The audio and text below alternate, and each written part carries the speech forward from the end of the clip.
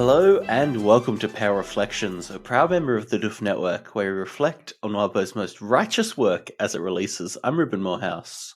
And I'm Elliot Diebold. And Elliot, it's a reflecting episode, which means we have some guests here. Welcome, guests. Really? Introduce yourselves. Hello. I am Lord Grey II. You can just call me Grey. I am the admin and creator of Occult Magic Online, or at the very least, it's subreddit. My co-admin for the Discord is not with us today, and I sometimes do an okay job at pretending to be a Fey noble on the internet. Hi, I'm viceVersailes, VV for short. I write stuff on Omo and voice chapters for the audiobook. My main products have been Sydney is Quiet, Unethical Consumption Under Cannibalism, and collaborating with Sage. And I'm Sage, in case you didn't know. I'm a lurker by nature, so I might not talk very much, but somehow I've managed to come into this position of community building on Omo, and I write a lot of characters. Mostly I like to wrestle with the nature of practitioner society from as many angles as I can get at it. So I guess just in case anyone listening isn't really familiar, OMO, Occult Magic Online, from which we pulled a bunch of the founders and moderators, is basically like a role-playing server / subreddit, basically set in the Otherverse, right? Yes, we usually refer to it as the Pactverse because Pact came first, but we roleplay as... What do you think? We have mostly practitioners or mostly others at this point? It's a good split, I think. I think there's been quite a few practitioners that have been like hosts or half-lights and ended up as others. So the numbers sort of flux at a very regular rate. It's been an interesting time because we got kicked off of the Parahuman subreddit by Wildbow, which was fair. He had a very good argument, and it's sort of become its own lovely community. Yeah, I would almost call it a collaborative fanfiction community rather than a role-playing community strictly. Oh, I like that. I mean, as somebody who's lurked a little bit on there, but never really had it in me to fully engage, it seems like a really fun time. It's just the interactive fanfic thing, I think, is a really cool way of thinking about it from what I've seen. I've always wanted to write stuff for the Wildbow Works, and being able to collaborate with other writers has prompted me to write a lot more than I ever have. Nice. So it's been really great. I can say that at its conception, Omo was supposed to be just basically a chat room where anybody in the Otherverse could come and chat. I mean, others are practitioners, and it kind of evolved into more of a collaborative role-playing thing. In the very beginning, we basically just had a chat room, and then we just kept adding places for people to do role-playing scenes over and over and over. So there's so many channels now. So that people could tell their own stories in kind of an individualized spot rather than a collaborative spot. Though, don't let me take it away from the collaboration. It's definitely collaborative storytelling. And I guess I'm curious, and keeping in mind that we try to avoid any non-pale stuff in here for the most part, so no pact or pact dice spoilers generally. I'm interested. What you reckon the spread is? Are there forms of other or practice that are very high, that show up a lot compared to, say, the stories in general? Is every other person something to do with the fairy or something? Oh, it goes through fads that very much are reflected by what's currently being written about. That's awesome. Yeah, that makes sense. I find it very interesting, Sage, that you mentioned you loved wrestling with the nature of practitioner society from multiple angles, which is effectively the whole point of Pale, right? Yeah, I wonder where that theme comes from. It's just so strange that you focus on that. I'm really impressed that you managed to come up with that completely on your own. And it's a really interesting direction for the Otherverse. I feel bullied. Well, I mean, it's definitely going to tie into what we're talking about today. That's for sure. Oh yeah, the fads comment is painfully true. I had a practitioner that I sent in pretty much blind and just like was supposed to be receptive to whatever was there to be taught to her. And so, she was a host when Bree was becoming a host. She was a collector when Bristow was on screen. Then Wildbow posted about what ogres are. We hear about them from Rook's interlude. From the brief vision of what Rook was up to. And then she was learning ogre magic, and it was just such a mess. Well, that's the problem with these stories is Wildbow is so good at making all of these parts of the world that he doesn't touch on that much that are just kind of set dressing feel so deep and interesting that you just have this innate need to want to explore them more. Yeah, absolutely. We talk about it a lot on this podcast, but there's got to be like at least 30 systems we've seen in Pale that could have already been their own like novel series. If you want, like you could write a series about a collector. You could write a series about like somebody who deals with the Fae. I love thinking about how rich Florin Pesha's life must be, where he's like manipulating human society, but kind of separate from it. And just, Yeah. I personally live for every single scene we have ever had with the Fae in Pale. Well, yeah, fair enough. They're pretty enticing, aren't they? The problem is we kind of lost them both now. Maricica's off doing whatever the fuck. We'll talk about she that is later. Naked I'm sure. and glorious and forever soaked in blood now, which is a nice change up. Good for her. Good for her. Oh, she's really girl bossing it up right now.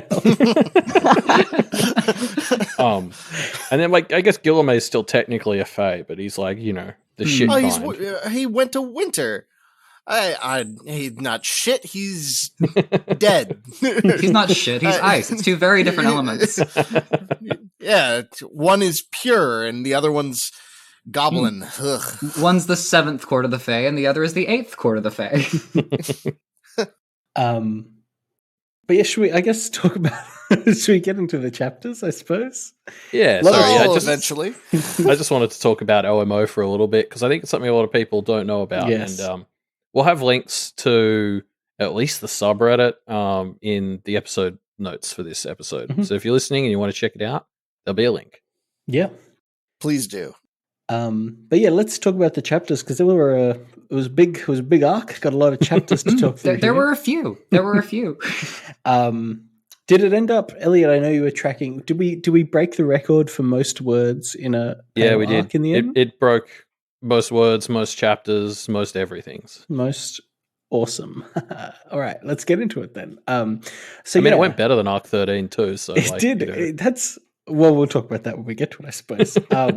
But it started so long ago, months ago, with Lucy, starting with her having a lesson with Guillaume and Bracken before Melissa shows up and is very thirsty for Bracken. And then Lucy chats with Killwagon before visiting Louise and asking if she's interested in leading the council.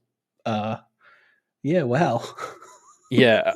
I feel like every time we record one of these episodes, there's like a holy shit, that was this arc comment. But for real, this time more than this ever. This time we mean holy shit, that was like 17.2 is the next one, and that's the one where Avery and Thea are being chased by the fleshmongers.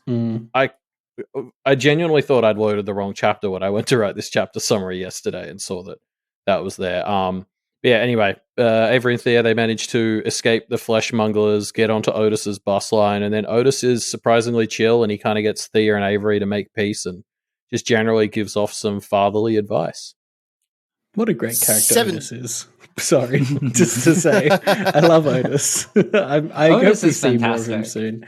What a bus grandpa that loves just taking the life out of convicts. Just fantastic. What a lovely guy to have around and be mostly immortal. Yeah, do we think? I guess we'll have to talk about this later. But like, is Avery going to be all right going back to Thunder Bay? Is that going to happen? I guess we'll talk about that later. God, I hope not.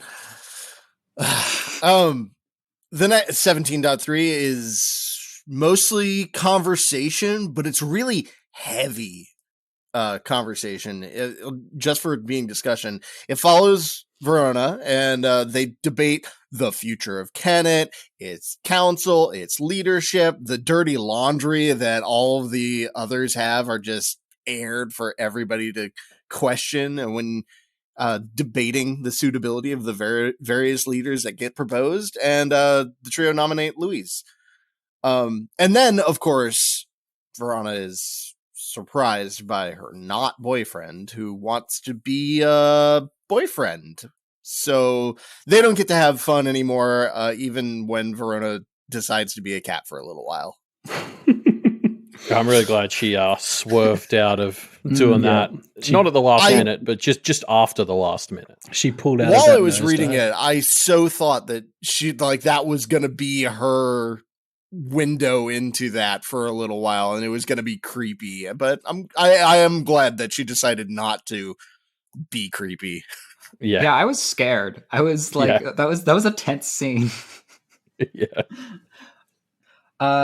17.4, Lucy and Wallace shared a lovely walk, only for him to be surprised by a party. She tries to impress upon Mia at the party the importance of not leaving anyone behind, after some people, including Verona, aren't invited. Only for Wallace's mum to be mysteriously fussy. After Jim with the willfully ignorant Sidon, she vents her frustration through good old-fashioned goblin violence, which I think is a great coping mechanism. Bubble Yum council. Round of applause for that. Honestly, what a way to handle your problems. This is the one where Bubble Yum just has her fucking smashing a trash bag, right? Yeah. After winning apparently a 1v5, just to warm her up, I guess. Bubble Yum counsels her that if there is a problem you can't solve with your foot inserted into the problem's rear end, you need to kick harder, which I think is possibly the greatest wisdom I've ever heard. I really try to live by that. So she muscles Verona out of sulking in her domain and forces their mutual connection with Kennet by leading their class to the Undercity Arcade, which was really something. I loved the Undercity Arcade. Am I alone? I mean, I might be a fae here, but am I alone in thinking that I would love to visit this place? I'm just so confused by the multiplication of like as each like punishment is added on, they do each punishment more times. The rat hat, right? How do you have lots of those? What does it come like other articles of clothing? Do you extend it out? It's just put more rats in. I just think bigger? Goblins are just bad at math. Okay, then we can just move on. Yes. Don't need to think about it too hard. The Undercity people are basically like, I mean, half goblin is overselling their goblinism, but they're like, it feels like the Undercity people are like a step from humanity towards goblins. So they're just hardy, and apparently they love, because I would definitely go to the arcade, but as a spectator. Like, I don't have it in me to play that air hockey game, but I'd love to watch other people do it. I mean, isn't that a question of knotted people? Once an area becomes knotted, like subhumans, odd folk. Or do we see that in I like Poke? odd folk better. Whatever. Not the knotted people. They just kind of, as a rule, become more. I don't know. It feels kind of wrong to say it, but like more subhuman compared to humanity. I think that the way that the Kennet Below is manifested as like this place filled with very other humans, like they're odd folk and they're strange, but they also at the same time are immediately empathetic and like able to hold a conversation, and it's like clear that this could be a regular person. It's just that they're in a really irregular place. And then we move up to the other stages, and I think that there's a whole bunch to say in this arc in particular about arguments for and against whether or not someone is human under the seal and deserves innocent protection, or is inhuman as another. Because the whole of Kennet is just a portrait of how that's just constructed. It doesn't actually have evidence materially. It's a political construct. Yeah, I think that like the odd folk like sinking down and becoming more and more odd is one of those like self-fulfilling prophecies where when everyone meets these weird people who are a bit off or a bit aggressive and they treat them like shit, it kind of like moves them further down that way. Whereas like Kennet is kind of teaching them how to not spiral out while also still like embracing who they are. And like the Undercity Arcade is such a good example of that, because like it's a place that brought multiple factions together, and they're all there having a good time. But also it's incredibly fucked up because they're caging rats to each other's faces, but with consent. So like it's fine. I mean, that's just a good Friday night, okay? And here we have an odd folk. Oh man, it's Friday, isn't it? Oh man, I missed my cage meeting. Quick, go grab it. Go grab it right now. No. I'm busy. Hold on. Well, I suppose it's time for 17.5, in which Avery has a very long day. She's woken up at 5 a.m. by her mother, which seems a little inhumane to me, and then attempts to have a meaningful talk with her while Sheridan's in the room, which is also a little bit inhumane. But the conversation does go well, which is more than we can say for poor soot-sleeve citizens who fail to impress Avery with their wardrobing abilities. It was so sad. Later, she is very sad, a little bit ungrateful, but I mean, she has a lot to go. She has a lot going on in her life, I understand. Then she chats with Florin, and Florin is a good sport about the whole overthrowing my coup thing. I was impressed. She's riding the high, goes to Nora's, and the two watch a very wholesome, feel-good movie about a nice sports team and a goose. And then in the end, she has to choose between sticking with her family for the drive home or going with Miss, and ends up letting Miss choose the path to link to Kenneth. So this chapter, she spends a lot of time reconnecting with the human innocent side. Almost heartwarming. What do you mean almost? I mean, the feel-good when I say it was a feel-good movie, It was great. It was great. I am all about every scene that Avery spends with Nora. It is adorable. Okay, And you're right. I think that was very cute. the incredibly violent Goose Games only elevate those scenes. I bow to your superior wisdom.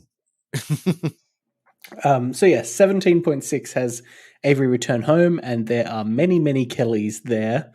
The trio decide they should have 3 anchor points for their big ritual. Avery has a chat to the Garricks, who only slightly insult Verona, but are very helpful otherwise, before they visit Louise and find Matthew, who has a great idea for a 3rd anchor point.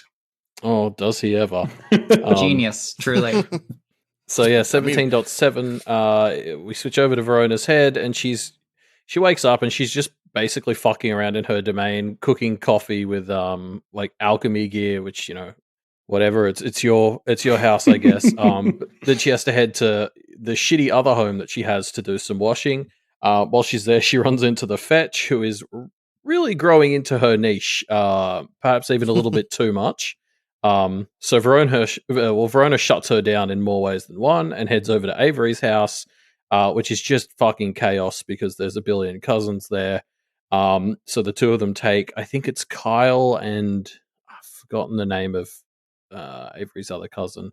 Anyway, they meet up with Mal and just generally hang out, check out the spiritual little spots. And, you know, Verona basically finally makes some connections with Kenneth above of her own volition. And so then to round all of that out, she goes and stops by Matt's burgeoning domain claim, and she chats to both him and his lovely wife. Ooh. I love the scenes in the domains, because we got the sense domains are, you know, you are the god of your domain, and you know, Verona just kind of fights with her domain. Well, she has this interesting relationship with it, where it's kind of she pushes it to help her with chores, but it's like you can kind of tell that it's still very young, and so it's not especially powerful yet. And so I think Verona wants it. It's this thing where Verona wants to push it as hard as she pushes herself, but doesn't really realize that is maybe not such a good idea. Well, I think especially the thing she really is like fighting it on is like getting the hot water running. And what's so funny about that is like you can come and get a plumber, and the plumber can just like fix that. Like it's such a shitty use of the magical side of it, because, you know, like, yeah, she's got limited power with which to spend in the domain to shape it, and she's like wasting a lot of it trying to get hot water working, and it doesn't work. And also that's just not like, you know, you could be like having the house have all these magical properties, and it's like it's just not a smart use of the power that she's got. Listen, It's also a hot shower is deadly important. Oh, it is, but like, you know, like just get a plumber in. Like, there's better ways to fix it. yeah. The big element that stands out to me about her domain is that she is not of an age to own a house. And when we were reading Implementum Famulus and the domain text, there's a big emphasis on like there being this back and forth between taking it early so you can have it and taking it later so it can be good. And she's a 13, 14-year-old with an entire house in probably the most budget neighborhood in town. And it really shows that, like, I think it would be really quite different for her if she knew how to fix a water heater. If she was old enough that she could have a practical skill like that. But you don't learn that kind of thing at school. And so when she's the god of her domain, she just yells at the thing. And she didn't fix it beforehand because you couldn't. It wouldn't matter if she was learning that at school, because in Verona's case, she's not learning it at school whether they teach it or not. So we'll add high school dropout to that list. But no, you're right. This does remind me of like the first time I moved out of college and like moved into an apartment, and you know, like a light bulb would break, and I was just sitting there and I was like, well, guess it's my job to fix this shit, huh? And like I didn't really know what I had to do that. It turns out fixing a light bulb is very straightforward, but like Verona's kind of got that on steroids, because being in an apartment is very different to having an entire house, particularly a fucking run-down one like the house on Half Street. It's a real fixer-upper. There's one big element that stands out to me about her domain in comparison to the other three rituals, which is that Lucy's implement is great, Snowdrop is fantastic, and her domain feels kind of lackluster. And I think that because they're supposed to be defining rituals, and Verona is not someone who likes to be defined, it makes a lot of sense that her big choice is a bad one. You know, I think I disagree with you there. I think that Verona's domain is perfectly suited for Verona, because it's her own space. She's getting away from her awful father, which you cannot understate how important that is to her. And think back to all of the like mentions, just kind of brief toss-ins that Wildbow has put in when other people visit Verona's domain and like comment on the decorative things that are just kind of happening. Like the artwork that is just growing basically on its own on the walls. I'd argue it's kind of shitty now, but as Reuben said, I think that's just because it's like young. Like a domain, unlike the implement or the familiar, doesn't pop out kind of ready. Like I suppose it's better if you're someone like Matt who's owned the property for 20 years or something. Like I think he'll have an easier time getting his started. But like, yeah, in a way it kind of fits into Verona's whole not being defined thing, because as you said, I think it makes sense that she kind of got a rundown fixer-upper because she'd rather build something that's hers rather than like get some nice house that's like, you know, part of a new development where there's 50 identical houses like on the same street. Especially since she's really leaning into this generalist thing, and most fans, I think, are predicting that she's, you know, aiming to be a sorceress at, you know, in the future. I think that her domain in the future will be something to like be a force to be reckoned with, especially since she can flip between the various forms of Kennet just at will. I think her lack of an impressive domain now is really a reflection of her power rather than anything else. Yeah, it's a difference between buying a furnished house and buying a tent. Oh, you don't like camping? I think there's also something to be said for the fact that her dad is trying to get her to do maintenance around his house, which she pushes back on. She doesn't want to because she doesn't really feel like it's hers. So when she finally gets her own space, she kind of gets that experience of wrestling with maintenance that she wants to do. Like she gets that experience of fixing things over time, and it's hers. It's not because her dad told her to. Yeah, it's like all those other examples where we used to constantly hear about how Verona didn't do chores and was lazy. And then whenever it was like the Mhm. magic stuff, or like she was volunteering to help clean up, like blah, or like it wasn't that she was lazy, she just wasn't thriving in her dad's environment. Now where were we? What chapter are we up to? I think that was- 17A, I think, is the next one. It's Yes, the first, it's the first interlude of the 17th arc. We jump into the head of Elizabeth Driscoll, who is, almost a good person. That's practitioners. And she has a crack team of D-list practitioners with her. And they get a brief run-in with Suit Sleeves and the Turtle Queen at a diner, which I actually thought was incredibly interesting read. And then they head out to just investigate Kennett. So you kind of, this is the first look of Kennett from the outside during what is essentially a small civil war. Elizabeth gets to talk to Matthew briefly in the domain claim, but I think by the end of it, Elizabeth successfully fails to figure out anything. Task failed successfully. Yeah. I do love that this is like, obviously we know where this is going, but in 17.8, it's very much a thing of, they're trying a domain claim or something, so can like 5 or 6 of you go see what's up and like decide if we need to invest more in stopping this. And it's like 5 chapters later, there's like 80 invading practitioners. Mm-hmm. First there's 5, then there's 50. Give an inch, take a mile. We see the beginnings of that in 17.b, where we bounce back and forth through Eloise Miraz's life, seeing how lessons learned in the past affect the raid in the present. She suffers abuse at the iron fist of her Aunt Gemma, a willing contrast to her family of equally terrible velvet gloves.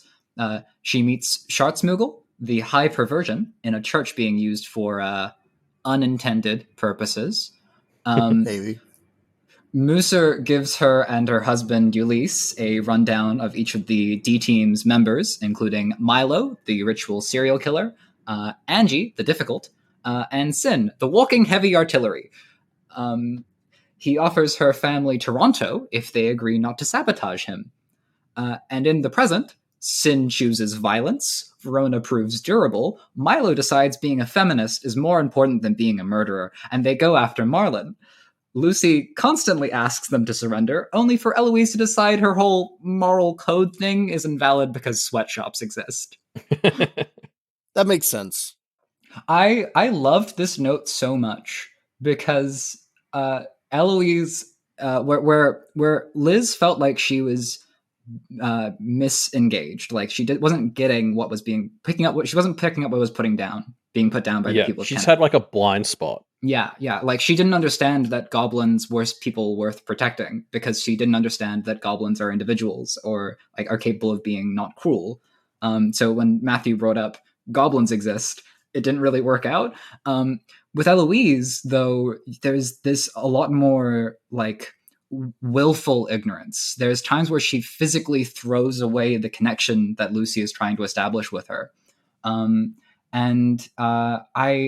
I just thought that it was so different. So good to have these 2 different practitioners from the establishment fight against Kennett's philosophy. But the fact that Lucy then went on to check if she was wearing sweatshop clothes and take that to heart and try and repopulate her wardrobe with things that were more ethical was just such a this woman lets nothing by. Her moral standards are higher than most buildings. Well, yeah, it was like such a great contrast because Eloise, hears the truth and is like, yeah, I'll just tune myself out. Whereas, yeah, Lucy, actually learns and tries to be better. Like she just kind of proved everything wrong with Eloise's whole shtick right there. At the same time that it's like something that you probably shouldn't hold against yourself at 14. The fact that she did just is the clearest moral victory there.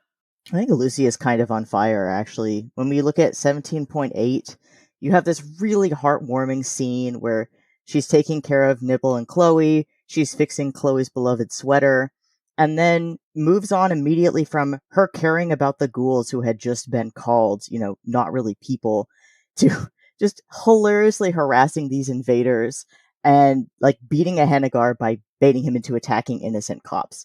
Like that's pretty badass. But one thing that it really feels like it shows how much she's learned from both Fairy, and sort of a note of how much further she's willing to go when she works with Guilherme to like execute Milo. Like they execute him. And I do want to shout out to the best magic item in Pale, which is a red lacy thong with an animation mind that hides from its unsuspecting owner and only shows itself to their romantic prospects. Sig's girlfriend. We found a partner for him.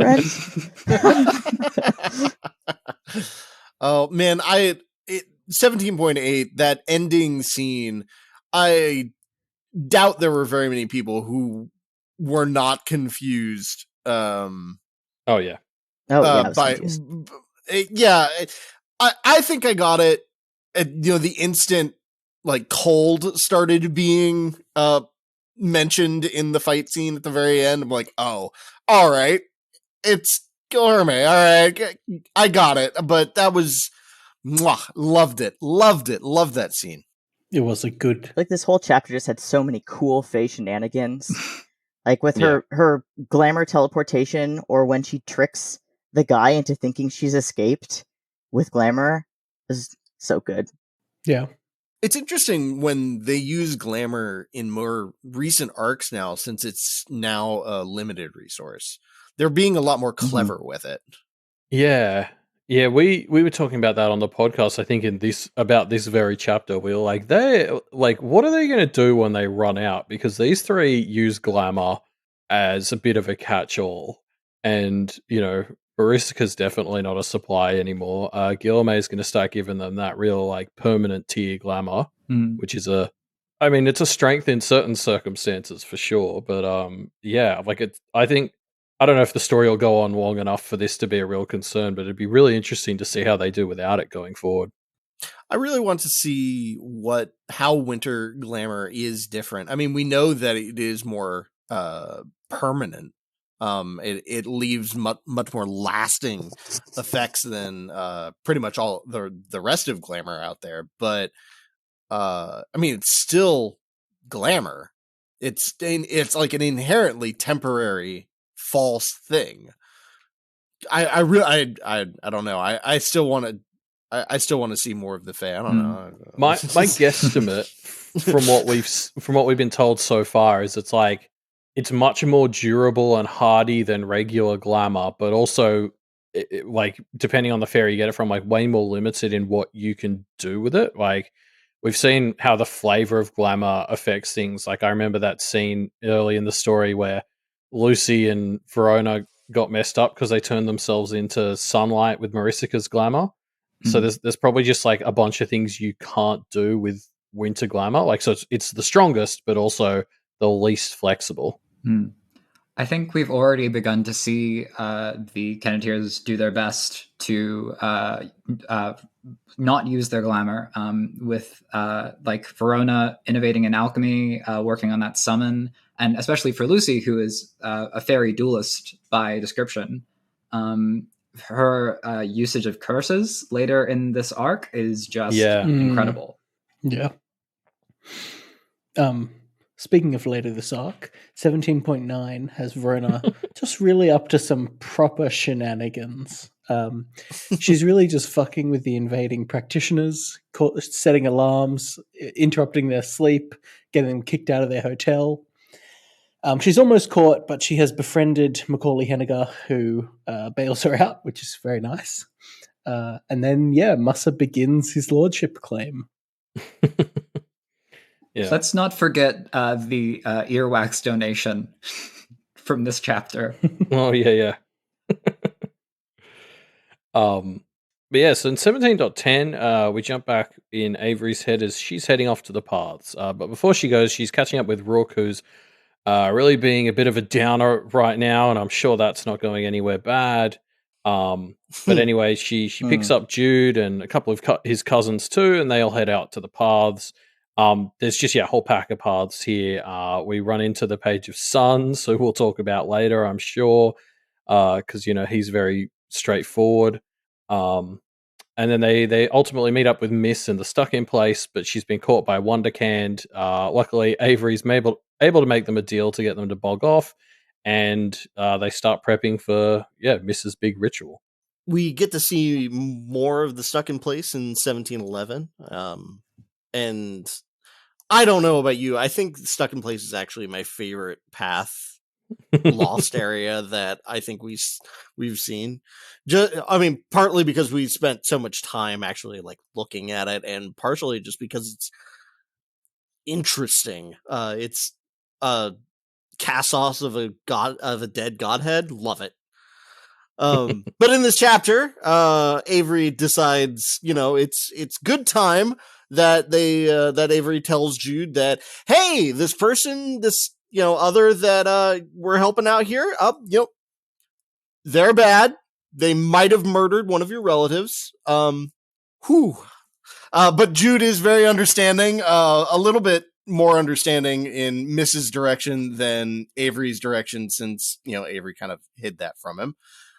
Which is understandably upsettable on Avery's side, but Avery ends up leaving, getting the new Stuck in Place boon of no fall damage, which is fantastic. Can play any video game ever. Heads out to dinner with Dad, which gets interrupted by the worst practitioners in the world. America Ted, certified worst girl. I'm not a fan at all, which opens the door, I think, to this is the very start of everybody going, ooh, the parents are becoming aware. The parents are becoming aware. Oh, and that was just fun. The frustrating thing about America is she's so close to being really, really cool. Because Liberty fucking rocks. And it's America just needs to stop being an asshole for 2 seconds. And I think she'd be a top tier, fun character that everyone loves. But she just keeps doubling down on being the worst. Well, you just, when you work with goblins, I'm going to slander goblins at every opportunity. I'm just warning everybody now. In return, I will now be talking up all goblins at every opportunity. Well, to be fair, talking up goblins takes the form of making fun of them. So this is a tough line to walk at times. What incredibly adorable piles of shit. Honestly, Toadswallow coming into this chapter in glamoured up gear, just to say, hey, America, your dad is bad. Finally, after decades of just this not being said, Liberty still doesn't know. It was a real moment. And the fact that Avery's dad in the next chapter just can't let go of the goblins being rancid despite that. Was just a great insight into how awareness works. Speaking of, in 17.12, Verona and the girls struggle with their parents, Barbret, asking too many questions as they start to realize that Verona is their designated truth teller. They are attacked by Freak, a blackguard that gets healed to loss. That was an interesting moment. And the undercover ally, Macaulay, while they try to spare the innocence of the parents while being under attack, which is quite hard. When Verona goes home, Brett tries to be a badass by stabbing Brownie Mix, which was just so pathetic. And Verona makes friends with Macaulay over having terrible family situations.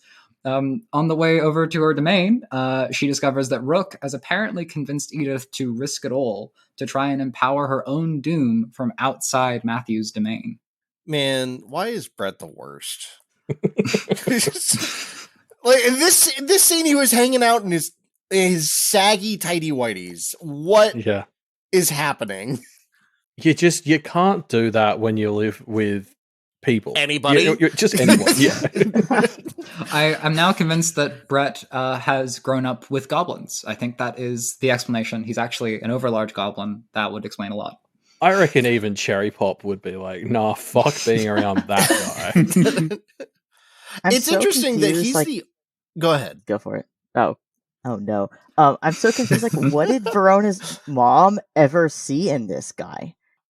He mustn't have been that bad. Like, I get the impression Brett is one of those people who, like, I guess we've seen in Dinners with the Other Parents, he can kind of present himself as, like, a functioning human being, and I think he just, like, he kind of was when everything was going according to plan, and then now that it hasn't, he's just, like, falling apart. Yeah, because, you know, if you think about it, like, and I think somebody else mentioned this once on our podcast, but it's like, you know, he still kept the house. He still calls Sylvia his wife when she comes up. Like, he's still desperately clinging to his kind of like cookie cutter lifestyle that he had planned. And I think he just like, he was kind of functioning when that was all going according to plan. And then when it started to hit hurdles, he just can't cope. Wasn't equipped for that. I extend also that Sylvia would have had a lot of trouble with that, because like Brett is like ticking a lot of the domestic boxes and like expectations as far as a marriage goes, and then he's trying to keep her to that. And if she was in the mindset that she had to have a husband or she had to settle down, which does not seem to be the lifestyle that she's in presently, I can see that relationship being basically entirely Brett being the clingiest creature on the planet, and Sylvia trying to get more and more and more distance until eventually they separate it. Yeah, you're right. There's a lot to be said for on Sylvia's end, probably falling into the same trap of being, I mean, a bit of a Verona and like not wanting that sort of life, but not understanding that that's what she didn't want, or like not understanding that it was okay not to want that. So she kind of got married and had a kid or whatever just because that's what you do. And then I guess, you know, when Verona turned 10 or whatever, she kind of disenfranchised herself from that idea and obviously made a bunch of mistakes. But also good for her, because she got Brett out of her life, and I feel like that's always a good choice. Yeah, exactly. Definitely. I wish Verona would follow suit. Well, you know, it's interesting. Brett is the only parent that is unaware at this point. And I'm kind of speculating, okay, well, we got the other parents now are aware, or you know, later in this arc, they're aware or going to be aware.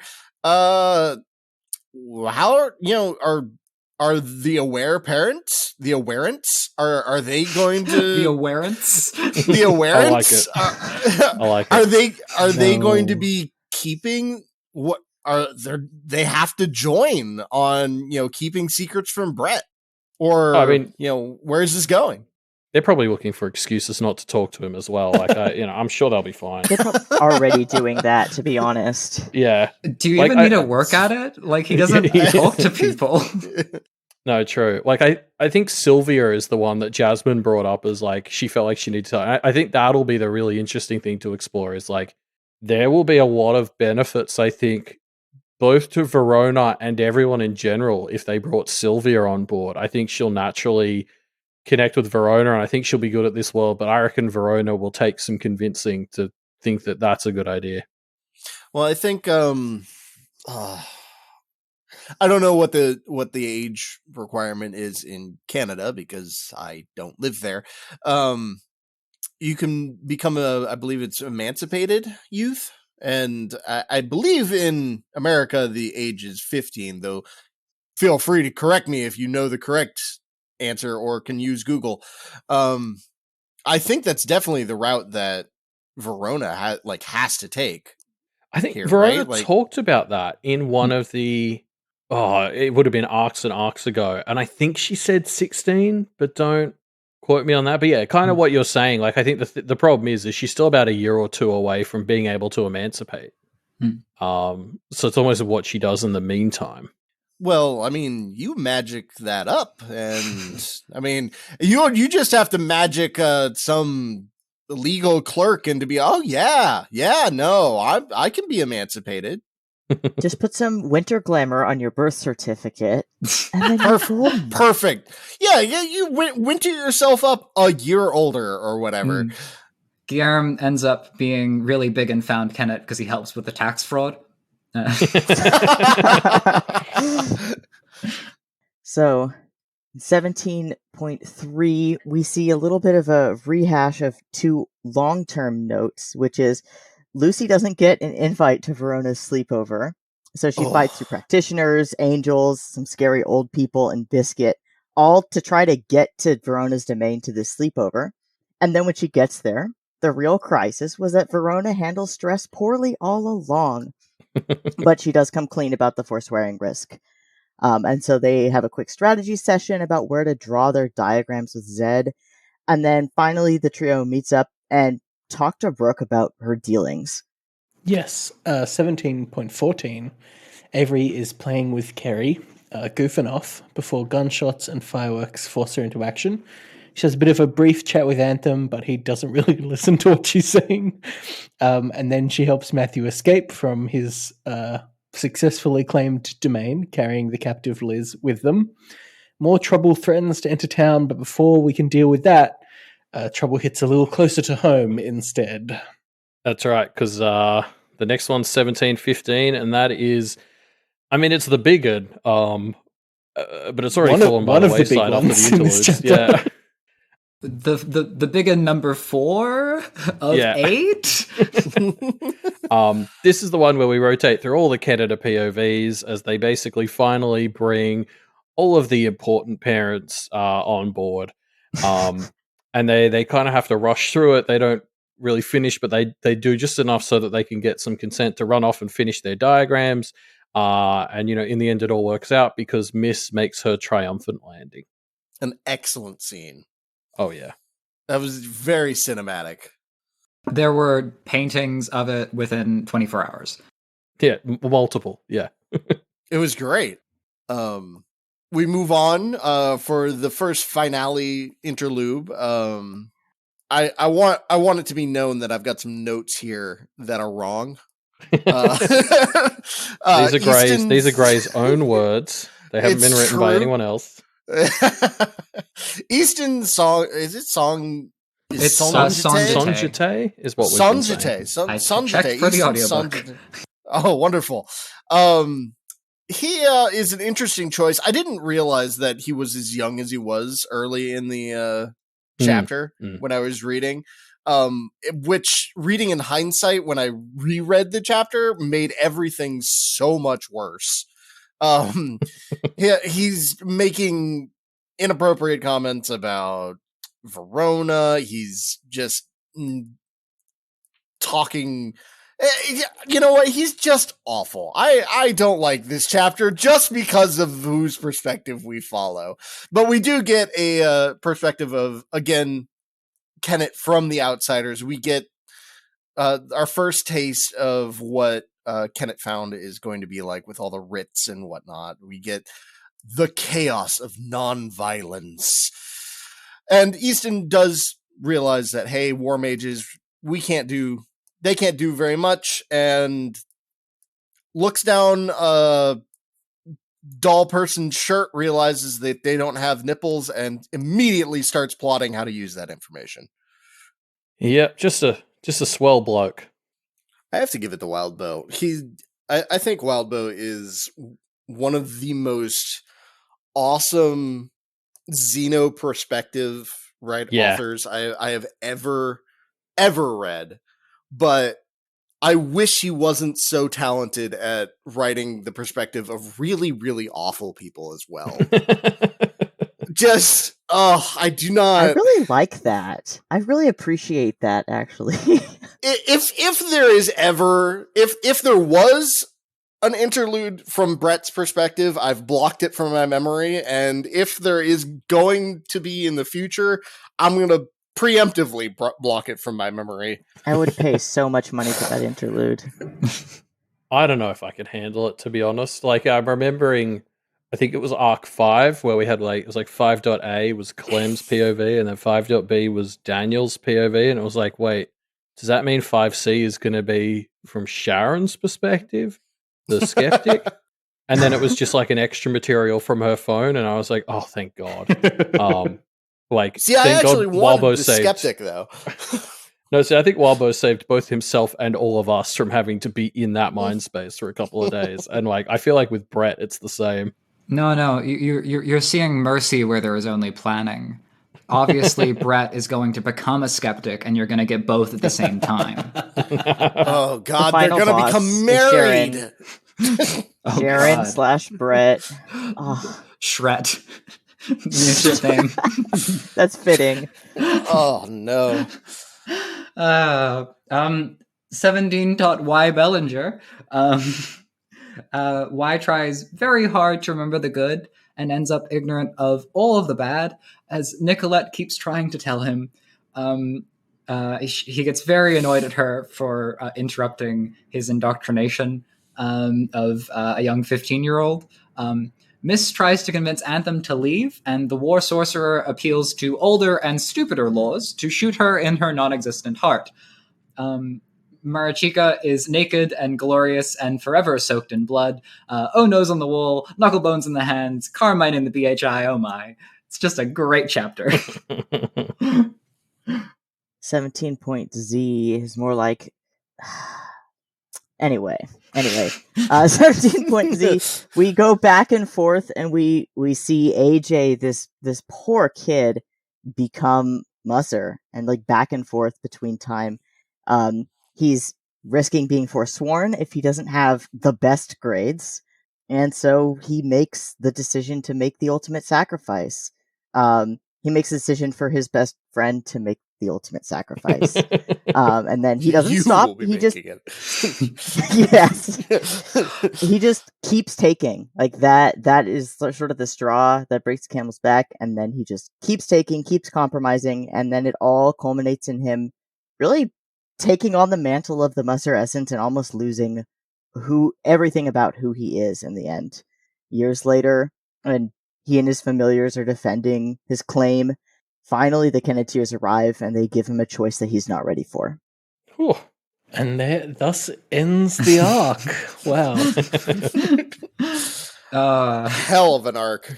It was so good of Verona to come in and just say, by the way, you suck. You suck. Oh, yeah, there's just, we're heading into arc 18 now with like the parents being aware is something we've got to tackle. Can It Found is ongoing depending on what Anthem's up to.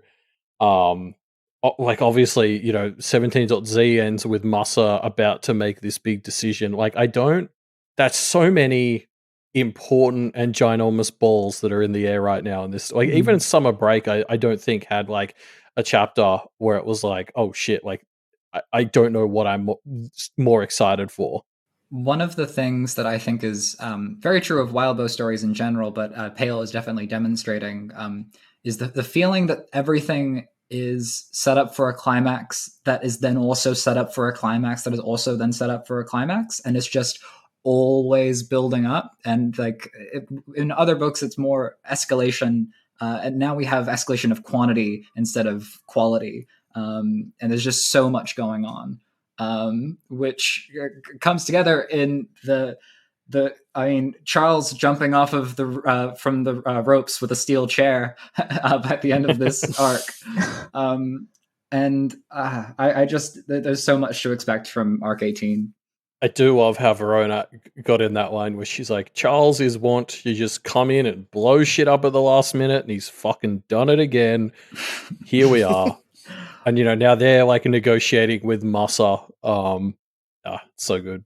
I want more of Can It Found. I know I'm going to get it, but why haven't I gotten it yet? It's really well. When I say that, I mean I'm tongue in cheek here, but also like we did get a lot. I mean, in Easton's interlude, we got a lot of the writs. Existence without a permit. That's fantastic, and it got implied that Mrs. Power over Can It Found is actually waning as more and more rules are set in stone. Because I think that as the rules remain undefined, that's her domain, is things that are undefined. I think it's really interesting that Miss is like, what is going to happen to Miss as things become more set in stone, as time goes on. What is that going to look like for Kenneth Found? What is that going to look like for Miss? But like sorry to sort of No, it's all right. like sidetrack a little bit. Like I would say the same though about the aware parents. Like, why haven't we gotten more of that already right now, please? Because there's only so much words. I know. Wildbow already made this the biggest arc that has happened. Yeah. It's just so funny that, like, I think at the end of 17.15, if you could have told me this arc has 3 more chapters yet, and by the end of it, the discourse isn't going to be about the parents, I would have told you were an idiot, because what could possibly take precedence over that? And yeah, but like we're here and there's just like a bunch of stuff, and it's like I would have been perfectly happy if after 17.15 we'd had 10 chapters that were just, let's learn about Found Kenneth. I would have been perfectly happy with 10 chapters that were just, let's talk to Jazz, Kelsey, and Connor about this world. And now at the end of these other 3 interludes, I'm also at, okay, but now we also need 10 chapters explaining where the fuck we go from here with what Charles and Musser have done. We need a lunar hair interlude. We need a Carmine interlude, a Marichica interlude. We need a Guillermo interlude. We need just an interlude arc that's 40 chapters long, I think, for each of the main members of the cast. I think that's really important. That sounds good to me. I just... the fact that Jasmine is aware when there was this big moment in like ages back where we were saying Jasmine would make a great practitioner. She should be she should be part of this whole system. She should be helping the kids out. And the fact that that's come true and that feels like a taboo of this sort of fiction is just messing with my head. There's no way Jasmine doesn't at least get herself educated on becoming like awakened, right? Because like, these Ellingson women, they love nothing more than to take responsibility on their shoulders. Like I genuinely think Jasmine is going to try and take Lucy's place as like defender of Kenneth to explicitly get Lucy out of it. Yeah, which is ridiculous because we want them both. We need everyone we can get, especially if Jasmine and Lucy quality. But like it's just like I think I can see like Kelsey staying aware. Connor, I could see either way. It's going to depend on exactly how some chips land, I think. Whereas like Jasmine, I just think there's no way that she isn't at least fighting to be awakened and has to be talked down from it. Connor as the blackguard with the van that drives the kids around and cracks dad jokes for the entire rest of the story is something that I need to see, because he's going to have to imagine like getting through traffic in Kenneth Found. Imagine like what you have to put up with when you get to this crosswalk. I want to see Connor Kelly get a writ because he ran a red light. There's 2 really big things that I want to talk about, which is Miss, her adventure through the paths and now Found Kenneth, and everything that's going on there. And also what this arc does with the idea of humanity in the Otherverse, because it does not treat it well between Musser and Shae Grabard and the people of Kenneth below, and now the founders. There's a lot of questions up in the air. So I want to know what we want to talk about first, if we even are going to cover those topics. Yeah, just go into it. Though, where this is usually the stage in our notes where we just get you guys to say whatever you want. So hit us up. I'm going to launch into the Miss theory because I've seen it around, and I think it is so interesting that we can now define a woman who is all about not being defined. The trip through the paths that we see her walk, she goes. I really wish I'd written them out. It's Falling Oak Avenue, the careen through space, then the common thread. Then we have the Scorched Way with the sun, the 3 suns orbiting it. Yeah, Burning Daylight, I think. Burning Daylight, that was the one. And then the Watched Way, that was what I was thinking of, where Avery is just banked by deer, which is a really funny image to me. And finally, the Stuck in Place. And a couple things jump. The big thing that jumped out to me when looking at those 5 was that in the Awakening and in the story, we've heard about the incarnate pillars, which the judges have to do with, which Awakening has to do with, war, which the Hennegers work with directly, also death and time and fate and nature. And each of these 5 paths you can sort of force it in there, but understanding that it's a lost conception of pillars of reality as she goes on to make a realm, and that these pillars reflect, and these paths reflect stages of her life, is a really interesting extension to me. So if we look at Falling Oak Avenue as her conception of war, it fits very well because the violence is absolute and kills you immediately. And the one time that we've seen Miss kill someone, she nudges them into the way of being crushed. And that's the only time she's ever fought physically. Otherwise, she uses allies. And the one person that she brings with her on that whole journey is the ballerina in blue, the most dangerous lost out there. Because that's Miss doesn't wield stuff in her hands. She doesn't have hands. She doesn't fight with in any normal conception. Instead, she has dangerous people that love her and are on her side. She's got soot sleeves. She's got the ballerina in blue. She's got the girls. If we then move on to the common thread is of course fate. It seems very natural. Because threads are the symbol for fate, and it's all about rules and about every step you walk inflicting more rules upon you as you get caged in more and more by wrapped in thread, and that's what that's what Kenneth Found does. That's one of the central rules of Kenneth Found, that these laws are being enforced. But where in the common thread it's cruel and unusual and enforced by children, in Kenneth Found it's enforced by Miss. Because Miss believes in rules, Miss believes in agreements and decisions in the council that she put together.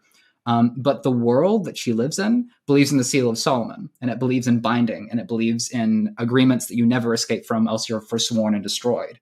So if we see Falling Oak Avenue as her experience of violence, where she can never touch anything directly, and we see the common thread as her experience of fate as the thing that is most dangerous, the Burning Daylight is where things start to break down. Because Burning Daylight obviously brings the phases of Kenneth Found. It brings the moon is either bleeding or not. And it brings those cycles. So perhaps it's time. And I think that is maybe the best argument, but also the big thing that I notice is that you just sort of die if you step out of line in Burning Daylight. So it's got a pretty good vote for death. And I'm still up in the air on which one's which for that. The Watchway is much more straightforward in it being nature, because there's a bunch of animals about, so that seems relatively straightforward. But the fact that it's nature and it's about being watched when Miss is the one person that can't be seen, to me speaks to a time in her life where she was avoiding the scrutiny of the entire planet while she was looking after Kenneth in the years before the girls show up.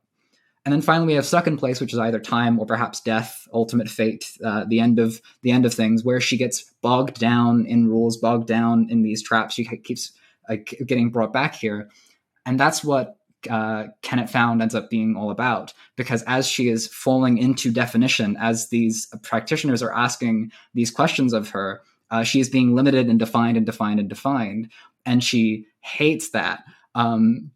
And all in all, we see that DNA of the 5 pillars of Miss, the 5 pillars of her reality, all get pressed down into Kenneth Found. And I just think that's remarkable. Literary analysis from our very own Vivi. Yeah, that was great. I like writing. I really enjoyed it. Vivi does just always come out with these big brained ideas, and I just have to sit there and go, wow. Oh, I don't have anything to say to follow that up. but the thing is, I really like Wildbow's works for how they restore tropes. They take things that we expect and make them wonderful again. And I think that the system of the Seal of Solomon and being in conversation with that is like the central conceit of the Otherverse, and I adore it. And I will talk about it more in a bit if anyone wants to hear my thing about the artificial social construct of humanity within this universe, because I find it interesting too, but I've been talking for a while.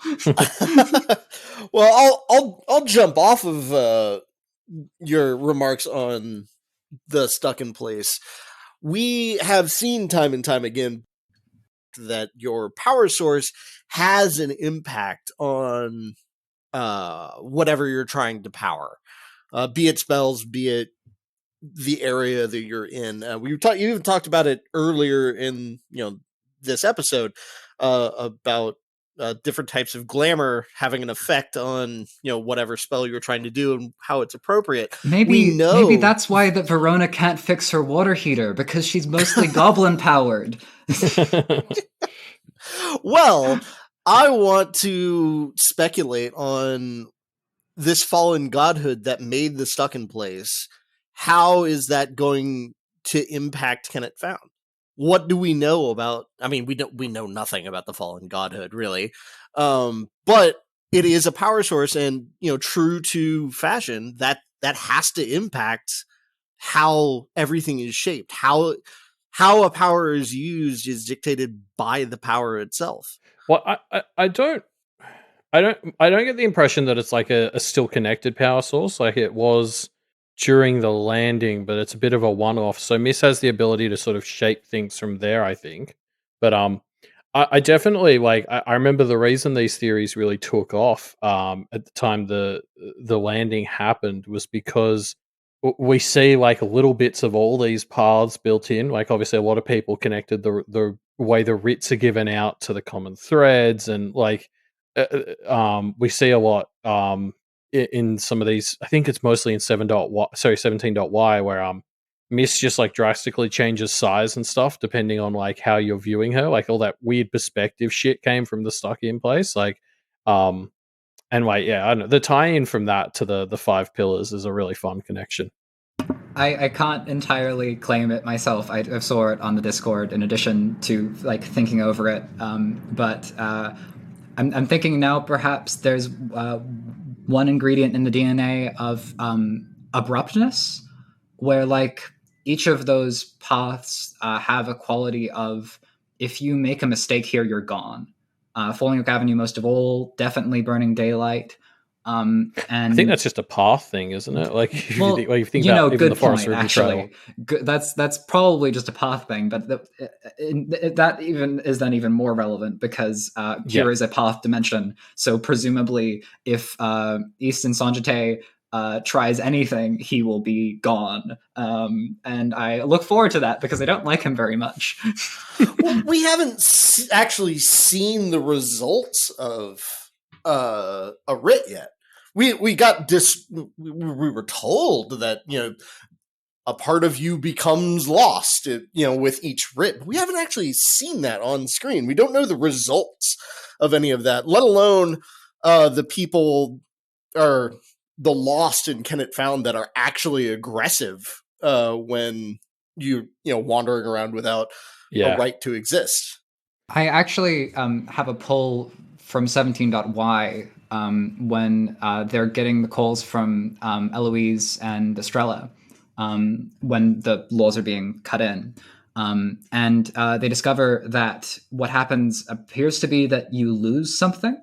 Right. I'm going to try and pull the quote. So give me a moment. Yeah, there's a few complicating factors in the quote too, because it starts to get into like groups of things consolidating. And I remember like that's the thing. I feel like I understand it in theory, but there's still like, what does that look like in practice? Like, what is the discretion on Mrs. N to be like, and you lose a pencil and an eraser, and this other person loses their left foot. You know, like, doesn't Miss say that like she wants to be nice to people about it, but if they're dicks, she can make it worse. You know, like, good system. Yeah, it is kind of a good system. Sometime in this arc, Avery comments on her, or was it Lucy? I don't remember which of the trio it was. Just, that, you know, my guiding principle in life is, you know, don't be a dick. Seems pretty easy. It was Snowdrop, whose philosophy is be a weighing bag. Yeah. What an incredible woman, honestly. Snowdrop is just like the greatest moral integrity in the story, bar Lucy. Or the worst, depending on who says it. Oh, she's terrible. I hate her. Sorry, rule of discourse, just a bit slow on the uptake. Okay, well, do you want to hit us with your next big one? Oh, the big cake. Okay, all right. Here we go. Buckle up. I'm buckled. So, the Seal of Solomon is essentially the central take of, like, the conceit of the whole Otherverse, that as long as you agree to it, you can't lie. You'll be forsworn if you break an oath, and in return, no one else can lie, and they'll be forsworn if they break an oath. And we see from Gilkey's interlude that how that interacts with innocence, where if you haven't agreed, you are basically exempt from the actions of others, and others get paid a small amount of power that is basically nothing for having a innocent, respecting existence. And of course, you need signposting in order to actually attack an innocent. You need to give them like a bunch of things that should have let them escape, and if they still mess up, then it's their fault.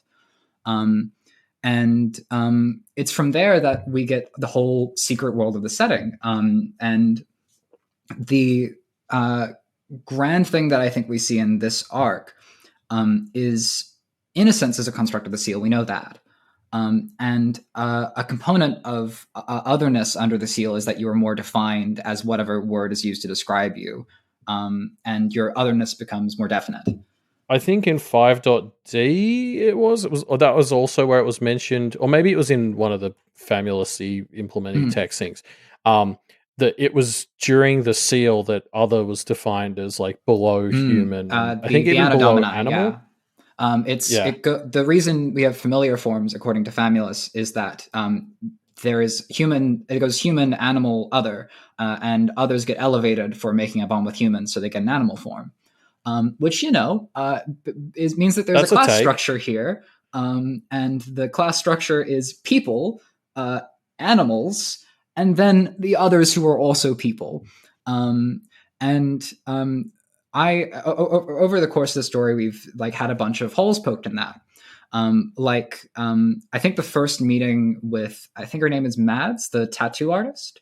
Mal. The first meeting with Mal is like a meeting with a person from the Undercity, and it's supposed to be like a neat little synecdoche of here's what people here are like, and she's just a person. She's a crazy person. She's a lot of fun. She's very violent. She will threaten you if you threaten her, and her sense of humor is very dark. But like she can be telling the complete truth when she says, "Oh, I don't remember when I was born. I'm sure it was yesterday, but I like this. Do you remember?" Like she passes as human very, very well. And there's no reason really that she shouldn't be, except that she just popped out of nowhere. Apparently she just generated when the Carmine sat down in Kenneth.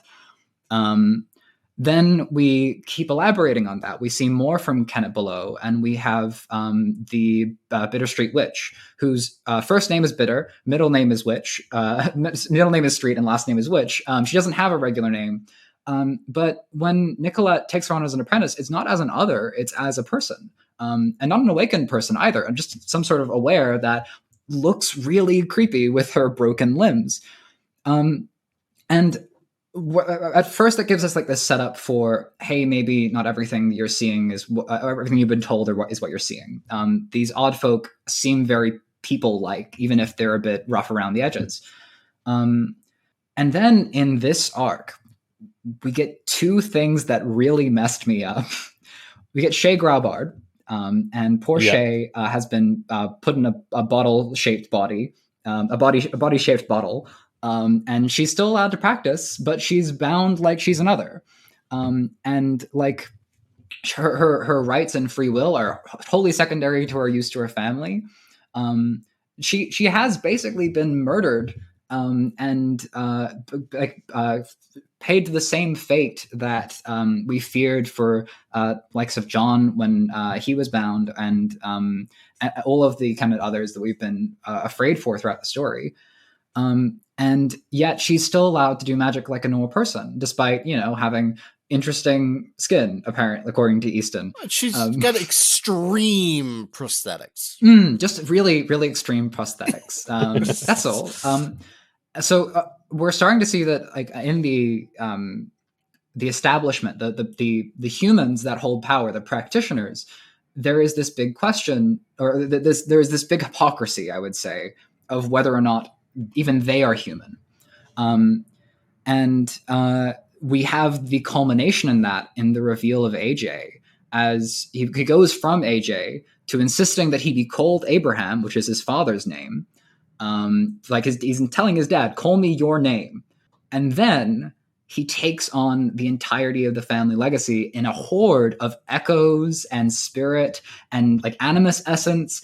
And he basically becomes what we understand to be like Edith or like John. He's a human shaped other, built on the essence of centuries of humans. Yes, so they're all human, but is he? And the answer appears to be yes, but only because he says so and he's in power.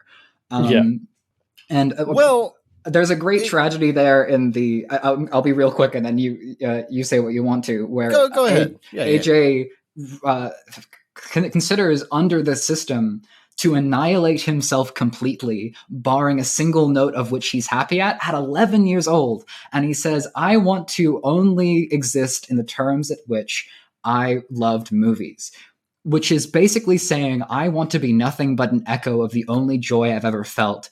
And then when we see Musser at age 22 or so in the Alexander interlude back in Arc 7, he's asking about making his own movie. And that's the only bit of A.J. Musser that shines through Musser. And that is not a human being. That is a story archetype. That is a character. That is basically what John was. It's basically what Edith is. It's a human passing creature, and it's not a good one either. It's not a kind one. It's a monster who is terrifying, and yet he's the one who gets to bind others, and yet he's the one who gets to do the lordship claim. Yeah, this also comes up in the context of Matthew, like in his domain ritual, where he actually talks about this with Elizabeth too. Like Elizabeth, like, you're a practitioner. He's like, no, I'm an other. And they sort of have this back and forth. Pronounce fancy words. Oh my gosh! For a human. If nothing undermined the argument that there is such a thing as a difference between a human and a human passing other and an other, it was Liz's reliance on, you use big words. Can I read a dictionary and be more human? Is that how that works? What if you're a dictionary other? Yeah. I mean, we had that librarian animus. I think under the seal, she should count as human because she knows more words. I mean, it reminds me a lot of citizenship tests here. My ex went through the whole process of becoming a citizen here in Australia, and she. Do you know our favorite cricketers? Yeah, there's no way in hell I'd pass that test. It was so she had to start watching cricket and AFL because they might quiz her on Australian sports. And so we sort of said, I was like, I didn't really know that. She was like, oh, I might need to learn the rules for rugby. Can you teach me? And I was like, I literally can't. No, I don't know how to play rugby. I can tell you. Which means that you would be an other under the seal of Australia. Well, no, because I've got my citizenship. I'm like Musser. Yeah. I see. You're awakened under the seal of Australia. Okay, you get to pass. I've got my certificate, so I still count. That is kind of the whole thing, right? Is Kennet as a place is basically defined by having so many of these characters, these people that blur the lines between what is this and what is that, right? Like Toady, all of the Kennet others, they're all these like shades of grey between definitions of things that kind of invalidate the definitions completely. Yeah, like we've talked in the past about how it kind of feels like John was only like a couple of years away from just being a practitioner. In the past or this like podcast, and that's like that's exactly what viceVersailes is touching on. Is like if you put Massa and John side by side, it's not hard to see that John was building himself up in a way that Massa's kind of torn himself down. We've known this for a while, though, haven't we? That awakening and becoming a practitioner is a othering road. yourself. Yeah, it's a road to becoming an other, and that's like besides death and fate's worse than death. That's like the number one way of losing a practitioner is they become other. They just lose themselves to whatever specialty they've immersed themselves in and become the magic that they've been studying. It happens a lot on OMO. It happens a lot on OMO, I gotta say. We have at least one player who has happened to so many times that they just eventually said, you know what, I'm actually just an other that's been possessing people to become a practitioner. Oh my goodness, I'm trying to count them on my fingers. I'm running out of fingers. Well, yeah, because it's I mean, I guess this is sort of the thing. Like one of the first familiars we met at the BHI was I think it was one of the Leos siblings, and they had like a frog. Timon's familiar, Dreg, who used to be Dreg, a person. That's it.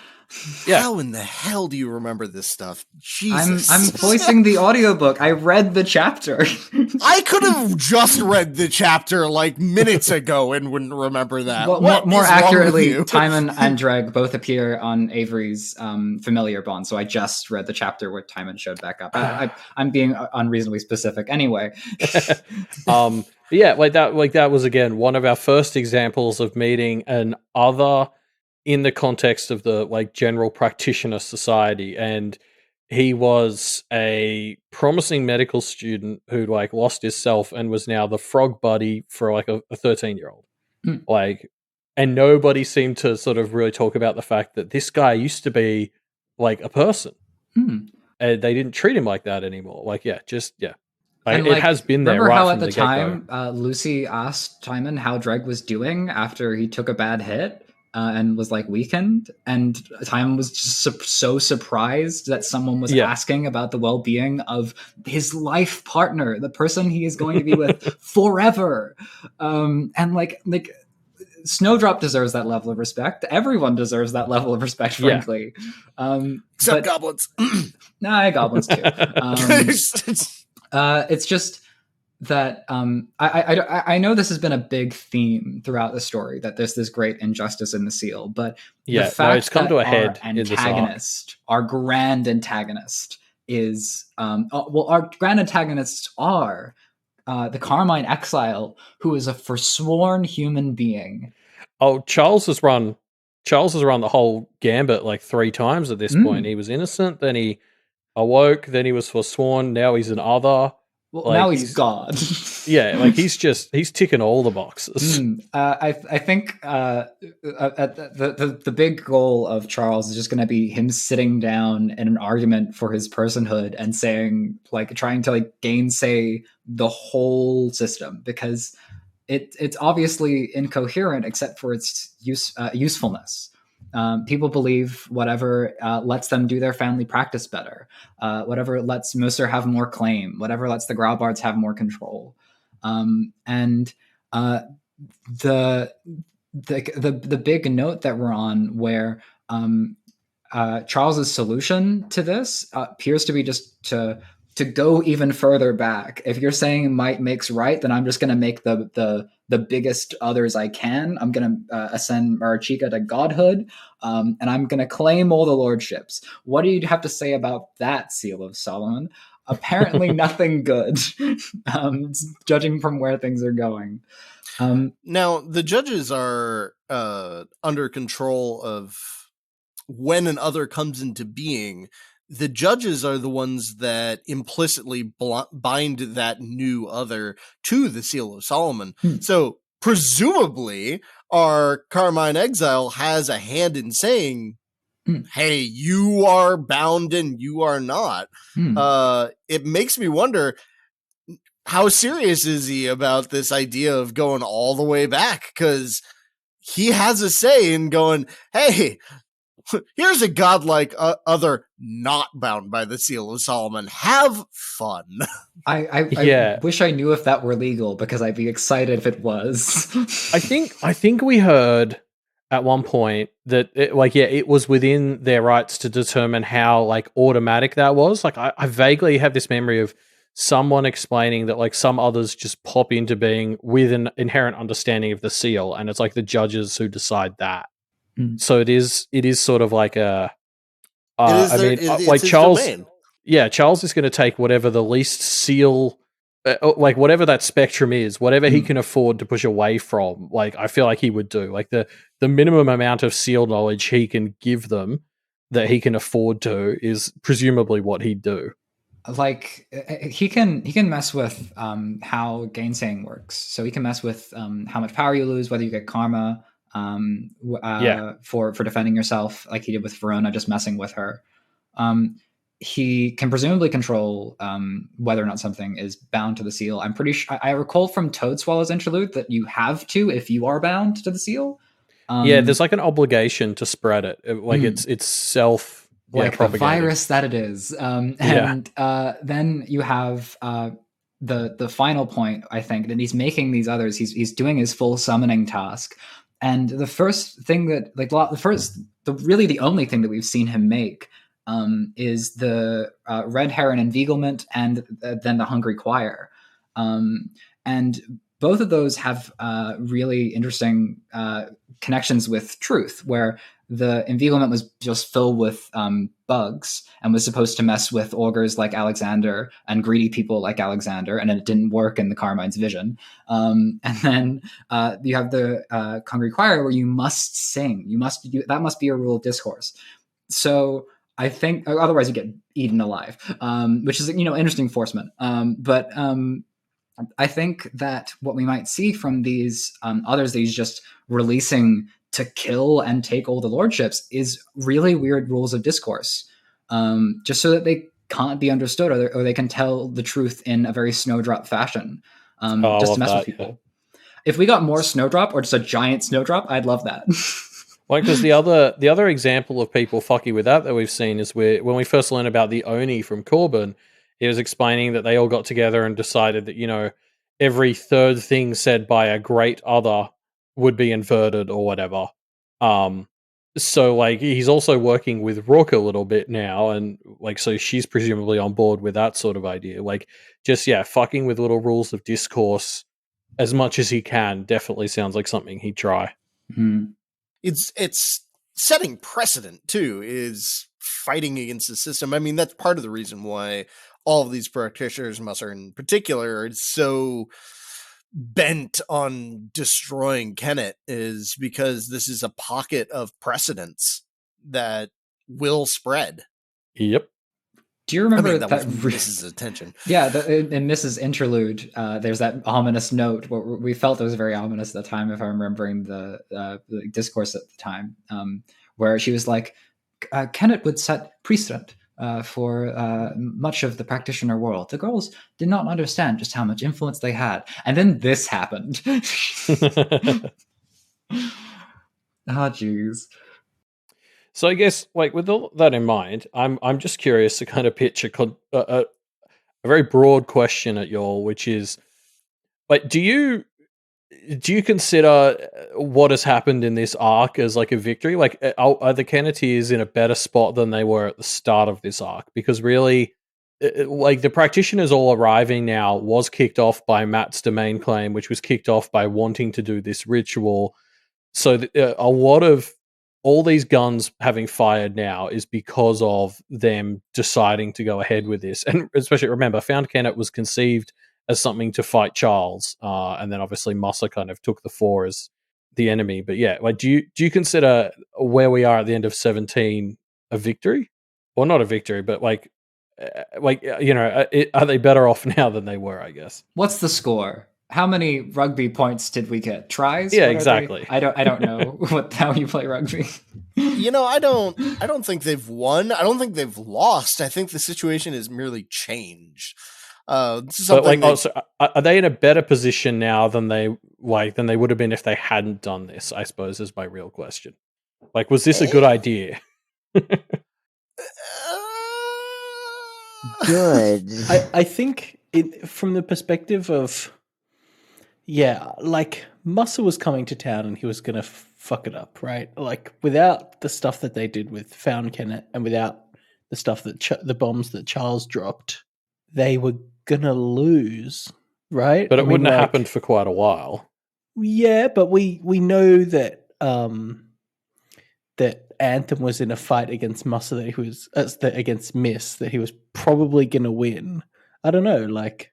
But he was only in that. I'm talking about like the sort of the whole arc, like kickstarting this whole founding caboodle. I think so. I think it's.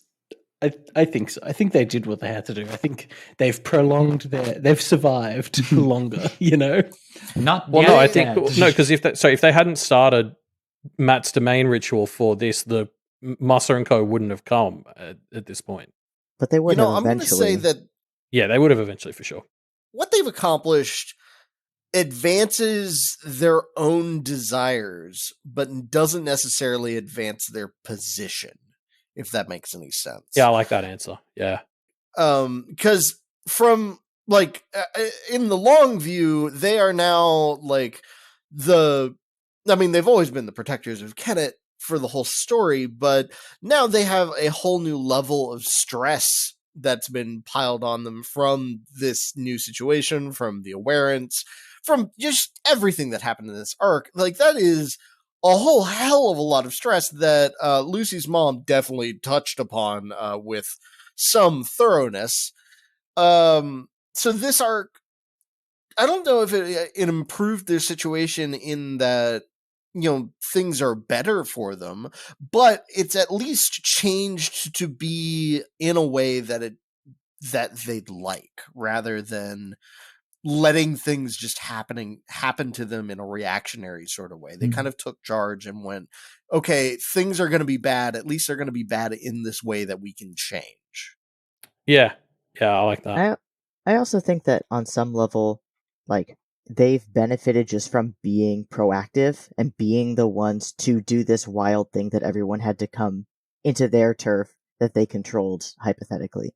That puts them in a much better position for, like, for example, when they're opposing Musser, they can actually ask him questions like, what are the 3 best restaurants? And he can't answer. And they wouldn't be able to pose him that question if they were having a conflict with him anywhere else. And they eventually were going to have that conflict. Yeah, I think that's a good point. They've got some home ground advantage. Also, I guess we don't really fully know how this situation is going to settle. So, no, of course, it is hard to say. Yeah, I guess I was Are just they ending up ahead. I was curious if anyone had opinions on the fact that they kind of pressed to do this now, and it's obviously escalated.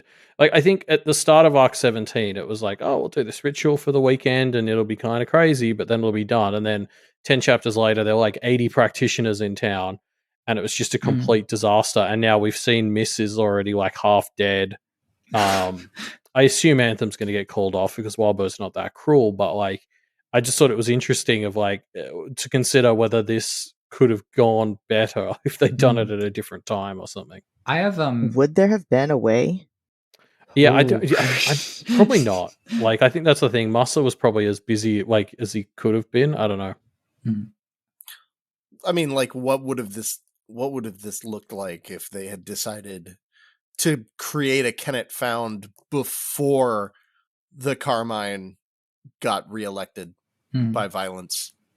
Like, what would have this looked like? How would have this been different? I think I have a very particular take on saying that they've absolutely won, because one of the things that was the great anxiety of John and of Miss, and I think Rook is like the manifestation of this anxiety for others, is being bound. And being made into power batteries and put in the seal's slumber or worse, like used and ordered. And we actually haven't seemed to have any casualties of named characters. Nibble and Chloe are okay. We don't seem to have lost any of the goblins. Guillermo has lost his pride apparently to the Grace and Henniger, which could be a death sentence. Oh, he's gone. Oh, we have to prepare a funeral because he feels like he's no longer cool. He's going to melt because he's no longer cool. Haven't seen Jabber in a while. We haven't seen Jabber, but Miss isn't dead yet, and presumably Rook didn't like give up her life to make all this happen.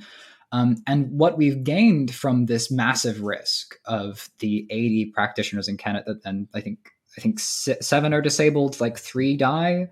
And what we gain from that is, first of all, apparently very few losses. Alpina even escapes, best we can tell, from the almost getting bound by Schwarzmugel. And we've gained allies. We've got Macaulay Henniger, who just wants out of being made to be a henchman for the rest of her life. Doesn't want to do that ritual. We've got the mum who can't say that her daughter isn't going to destroy herself in Musser's society. So much so, in realizing that she's no longer, like, she did that rune thing where all the archers missed and Verona was okay. So she's on side in a mental sense. We slowly see Liz start to confront that maybe she's wrong about being awful in the maybe her blind spot is closing, we should rather say. And we've gotten the awareness, which is great. And we've got this massive sanctuary in Kennet Found where it is illegal to bind. And like what the Wits actually do to fight back has not been seen yet, but presumably, well, actually, we do have the knowledge that you probably get something taken from you, but maybe get taxed, and you have to do like what's the word? Social rehabilitation. The like you have to be sent out to clean the streets, parole, community service. Community service. That's what I'm looking for. I just think it's an almost unambiguous win that we still have all 3 of our protagonists. We still have most of our named characters. The dog tags are in a really bad spot, bound by Musser, but Musser is about to apparently die by way of Mirachica.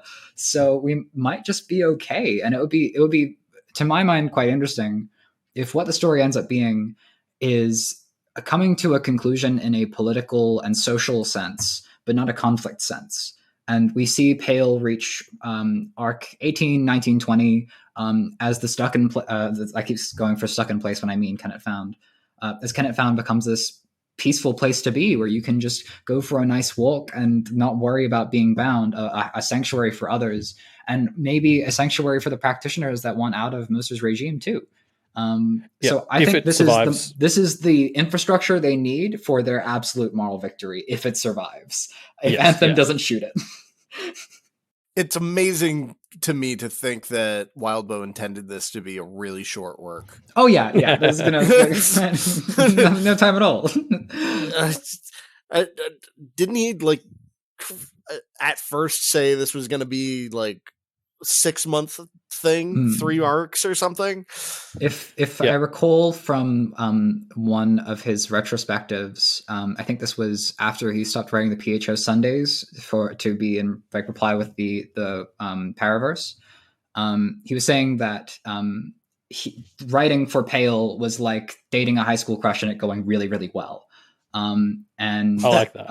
I think that is the story I want to read. I want to read the one that makes Wildbow that excited because I'm going to keep doing it if it's this one. You can feel it when Yeah. you're reading the story. You can feel how eager he is to kind of explore all these different bits and bobs. Well, yeah, and the fact that it's much longer than it was originally intended to be, and is still hitting all these great notes, is sort of a testament to how much he's just Like, I think I phrased it the other day as saying to someone that, like, in terms of being a shorter serial, Pale is a colossal failure, but that's literally the only benchmark through which it is a failure, and I'm fine with it failing. Snowdrop is only happy with the fact that Pale is so long. That's the only good thing about it. Exactly. It makes you so bored.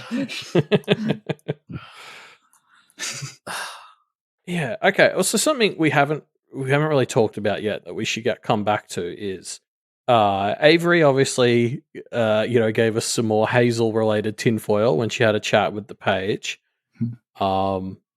I suppose the page was really giving us the tinfoil. Avery was just there.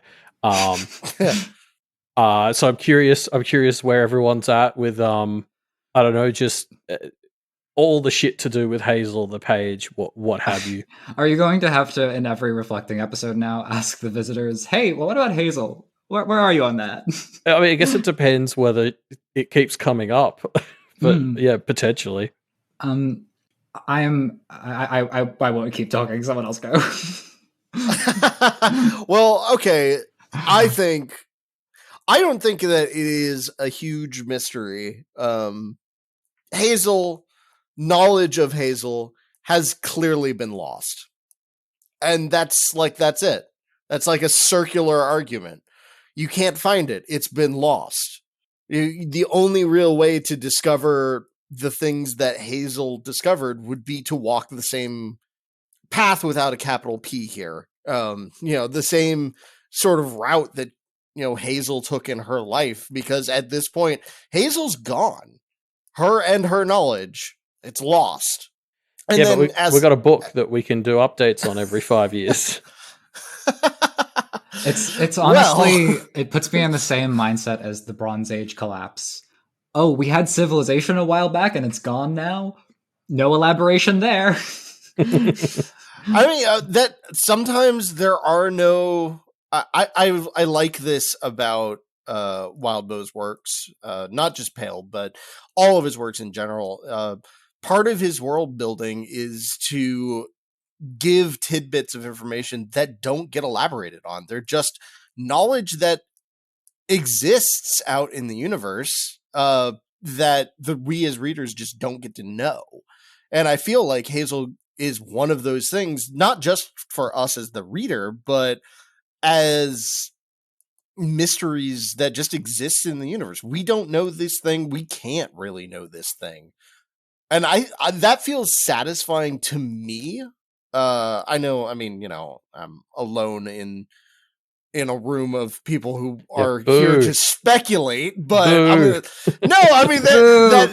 have so much to say. that is my answer, though, is that it's lost. Capital L lost, even. And then on the other end of things, oh my god, I want to know more about the Page of Suns. The Page of Suns seems way more interesting to me than Hazel, because Hazel's just this practitioner that stumbled upon an answer, whereas the Page of Suns seems to be like a living god inside of the pathways, who has the path to the underpinnings of the actual universe, like the rules by which even the spirits like obey, the things that the angels and demons of the Pactverse have to either build from or destroy. That seems way more interesting than Hazel. Give me more Page of Suns lore, please. I can try. Yes. Page of Suns, yeah, it feels like another one of those things that we've touched on. Like, I don't know if we're gonna get enough time in this story to explore, like, the fact that Avery is literally turning into a bit of a chosen one. We just don't have time, right? I mean, yeah, it depends, I guess, how this conflict goes. It's just interesting. I guess I partially asked the question because I got the impression that Avery's chat with the page kind of sealed what Pisces probably was, and I'm wondering whether I've made that up or whether it was like normal person thing to think. So I'm curious to hear from Sage and viceVersailes as well. Sage first. I mean, I have to say, my brain's a little bit small, and I don't really understand like the Pisces thing. It has not made very much sense to me. I am, I don't know. I'm not sure if I represent most people or if I represent the ignorant contingent when I say, viceVersailles, could you please start talking again? Okay. I think you represent you represent the group of people who have better things to do with their time, and you're out there, and that's nice for you. But I'm here to get to the bottom of this. I've been slain. I've been negatively bound with people not interested in the story. Listen, I'm interested. we got 2 podcasters and 3 people who head off of people who roleplay this stuff. I think all of us are gigantic nerds. Come on. Yeah. You're just expending that energy on a different part of obsessing over the story. Yeah. I like, as I said earlier, I'm into the social dynamics of what does it mean to be raised in a practitioner family. You know? Horrible as I mean, yeah, obviously it sucks. Your aunt will hit you and then say you should thank her for it, apparently, according to our poor Eloise. As over, anyone's ready to let me do it, because I don't want to steamroll Vivi, please. Okay. I love hearing you talk. Okay, so here's the thing that I noticed when Avery was talking to the page. Avery is the only one who gives definite statements. The page just sort of vibes at her and is cryptic. It's Avery who chooses the conversation topic of realms. It's Avery who decides that she answered wrong and that she's like not meeting the page's standards. The page never says that she's wrong. It's her that does it. The page never says like, let's talk about realms. He says, sure, let's vibe with that for a bit.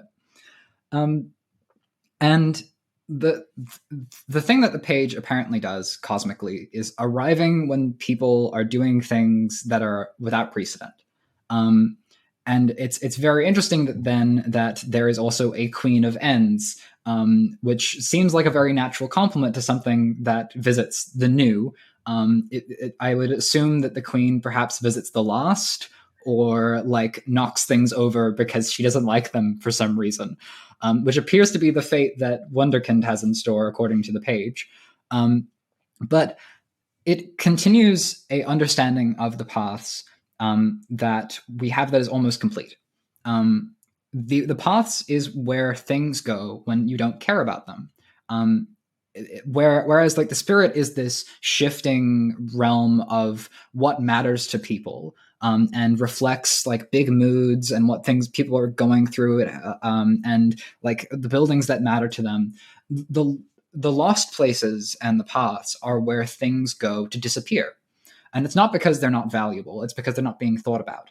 And Avery understands that much, and the page is apparently happy with her for that. What then occurs, according to like the earliest documents we have on the path, I think it's for the Forest Ribbon Trail Guide, is that these lost things get tangled up in each other, and that's why they get weird. Because a book ends up being threaded with a soccer ball across the room, and the way you solve the puzzle is you kick the book to move to move the soccer ball, and that causes the next door to open. And that's where the weirdness comes from. But what doesn't go away is that these things that are composing the paths are stuff that people stopped caring about. And that also means that there's stuff that might have mattered, and stuff that like could have been important. And one of the big things that I think most human lives neglect is the secret to the universe itself. Because if that was going to be located anywhere, it's not going to be located in the fairy where the pretty lies go. It's not going to be in the warrens with the ugly truths. It's not going to be in the spirit where things people care about go. It's going to be where everything that's lost goes, because the average human life isn't going to cover the answer to life, the universe, and everything. And when you put a person in that environment, according to what happens to Hazel and the various theories that end up being built around that, the one that's most textual is this idea of the archetypes. You've got the wolf, the child, Jocks, the page of suns, the queen of ends, and the finder, who is just Hazel again. Not exactly scrutable, but what they are is internally consistent. You end up with Hazel having this band of archetypes, and you end up with other finders having other bands of archetypes.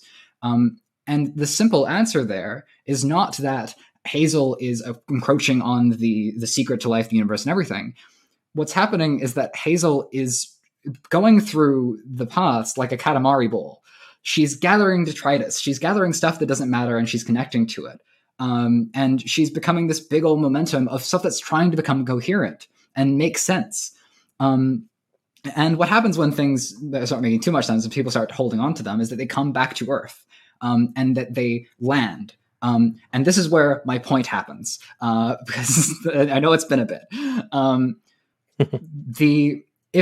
If the very workings of reality, the engines that things work on, whatever quarks actually are, is so beyond what actually matters to life, the universe, and everything, that to people within the life, the universe, and everything that's gone into the paths, then alternative systems, better ways to live, things that matter and don't matter to a lot of people, end up lost as well.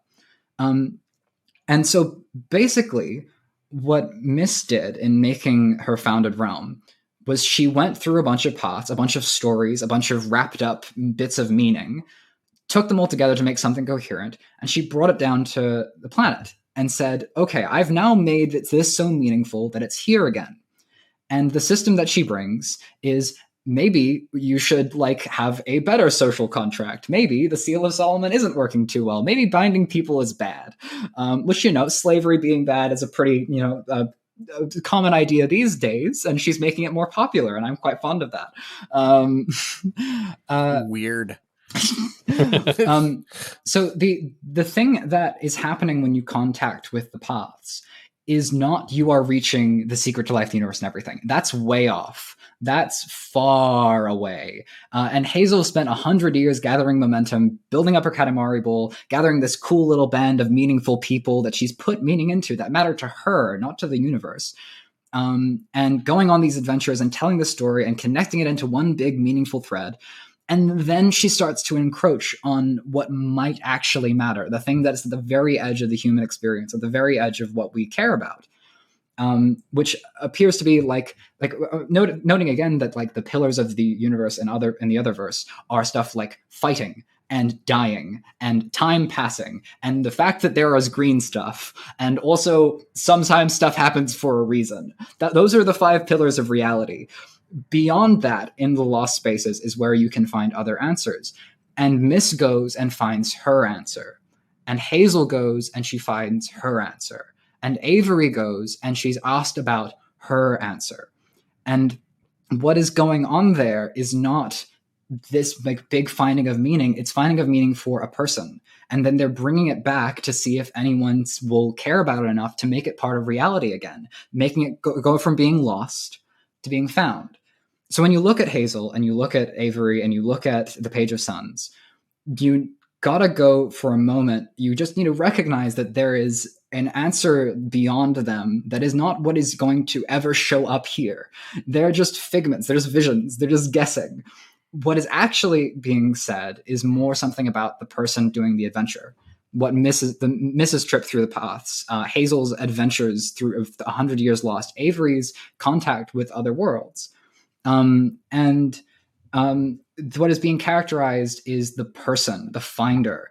What they're finding meaning. They are finding in these external places where things beyond are the new and better truths or old ones that have been forgotten. And that's why Wonderkind is bad and it isn't working, because it's a machine. It's just a corporate machine that sends people out into the paths looking for meaning and never finding it, because it's not about them anymore. It's about their family, like with the Garretts, or it's about, in the case of Wonderkind, whether or not you've reached your maximum path threshold for the week. And I think we can all agree, you don't often find meaning in your 9-to-5 job, and you probably don't find meaning in your 9-to-5 job if it kills you. God, no. And so, like, what is Pisces? Pisces is a manifestation of the truer answer. Pisces is maybe an architect of like the universe, or he's like a vibe that Hazel caught, and he's the summary of like what she needs: a partner that loves her, and someone like a husband that's exactly as she required after 100 years of guessing what that might look like. And on the miniature, we have Avery finding her life partner in Snowdrop, and finding a friend on the path and growing as a person to then learn that she doesn't need a romantic partner. She needs friendship. She needs not to be alone. And from then she develops enough as a person to then have a romantic relationship. That is Avery growing because she's in contact with the paths. That is Miss growing on her adventure. That is Hazel growing until she finds what she wants too. And once you have that lens, you get a lot less frustrated reading these things, because you stop looking beyond the big toward that figment of meaning, of like the secret to everything, and you look back at the character and you see that Hazel is finding meaning, and Avery is finding meaning, and Miss is finding meaning. Yeah, I really like that. I mean,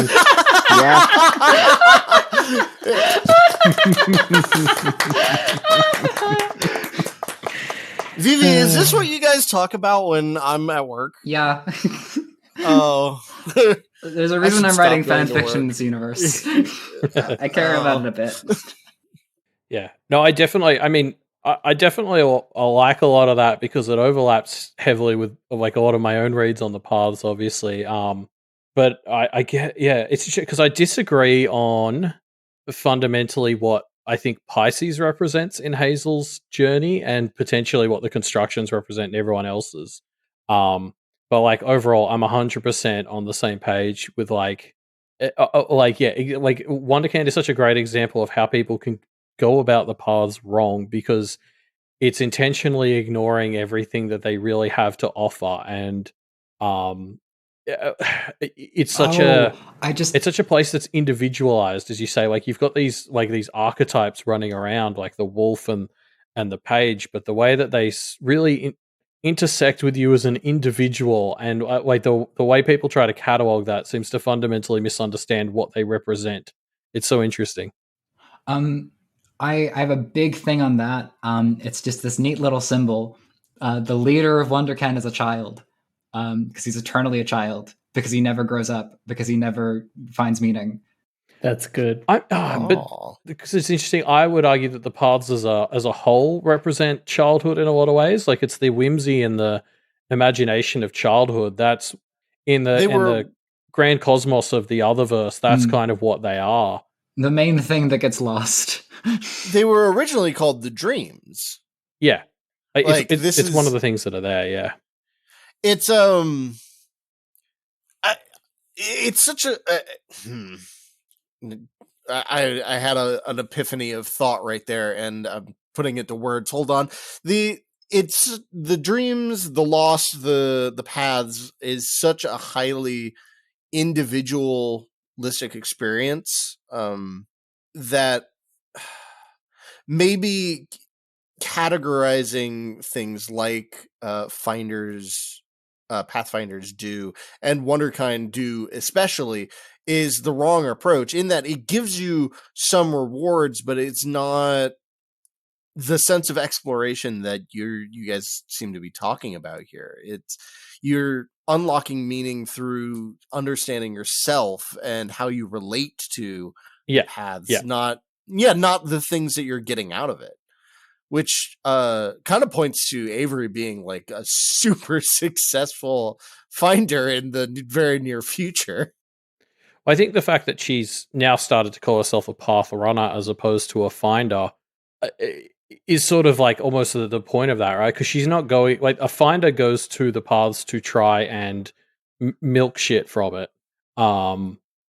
in particular, like really, the concept of founding something is like the end game for a lot of like finder families. They actually quit being finders. It's the equivalent of inventing something and going from being an innovator to being a big corporate entity.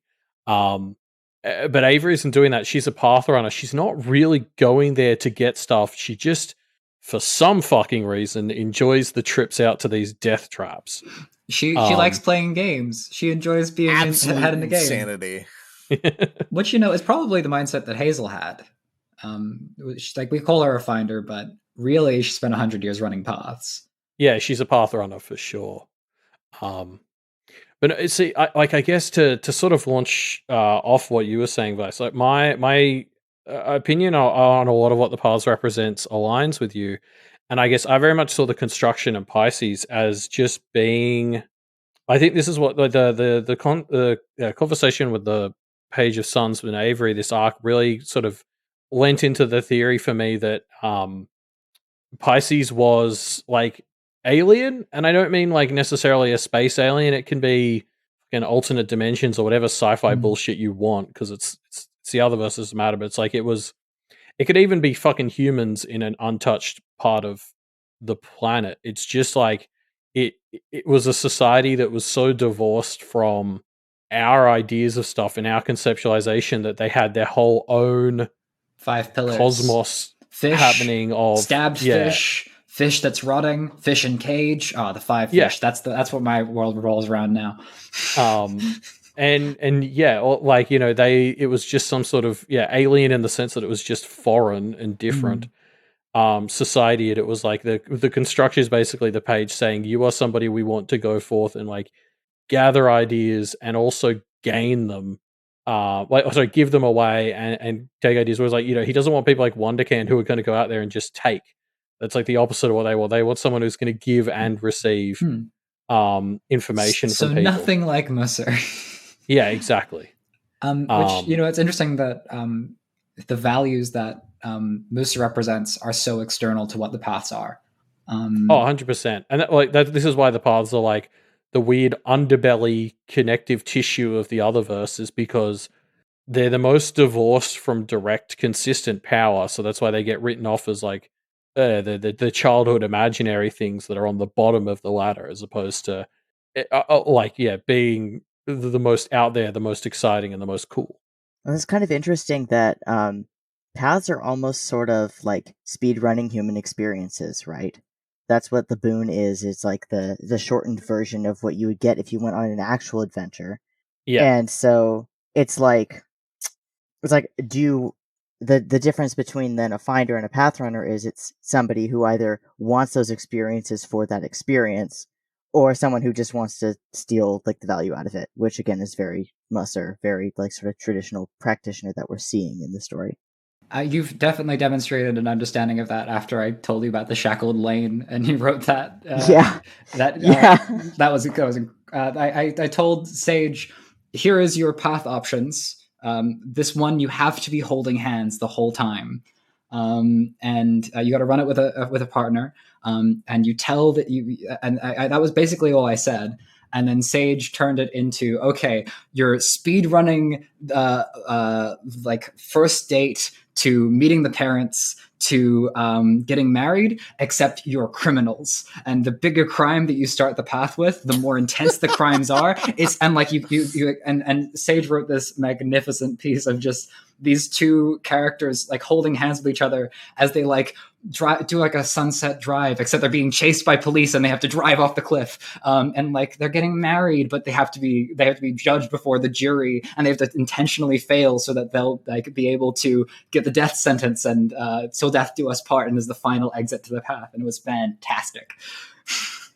Thanks. Enjoy Nomo. It was really fun.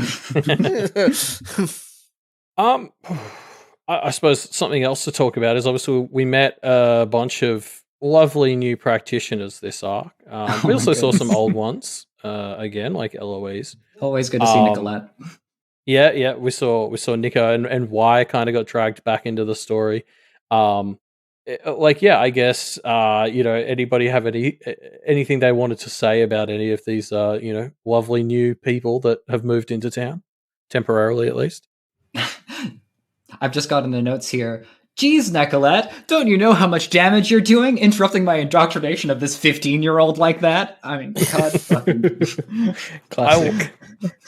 I admit so much curiosity. A lot of Wildbow's works has emphasized that information is power, thinking is power, positioning is power. So we get treated to a lot of that in most of Wildbow works, but in Pale we get to see augurs, we get to see collectors, people that aren't necessarily good in a straight up fight.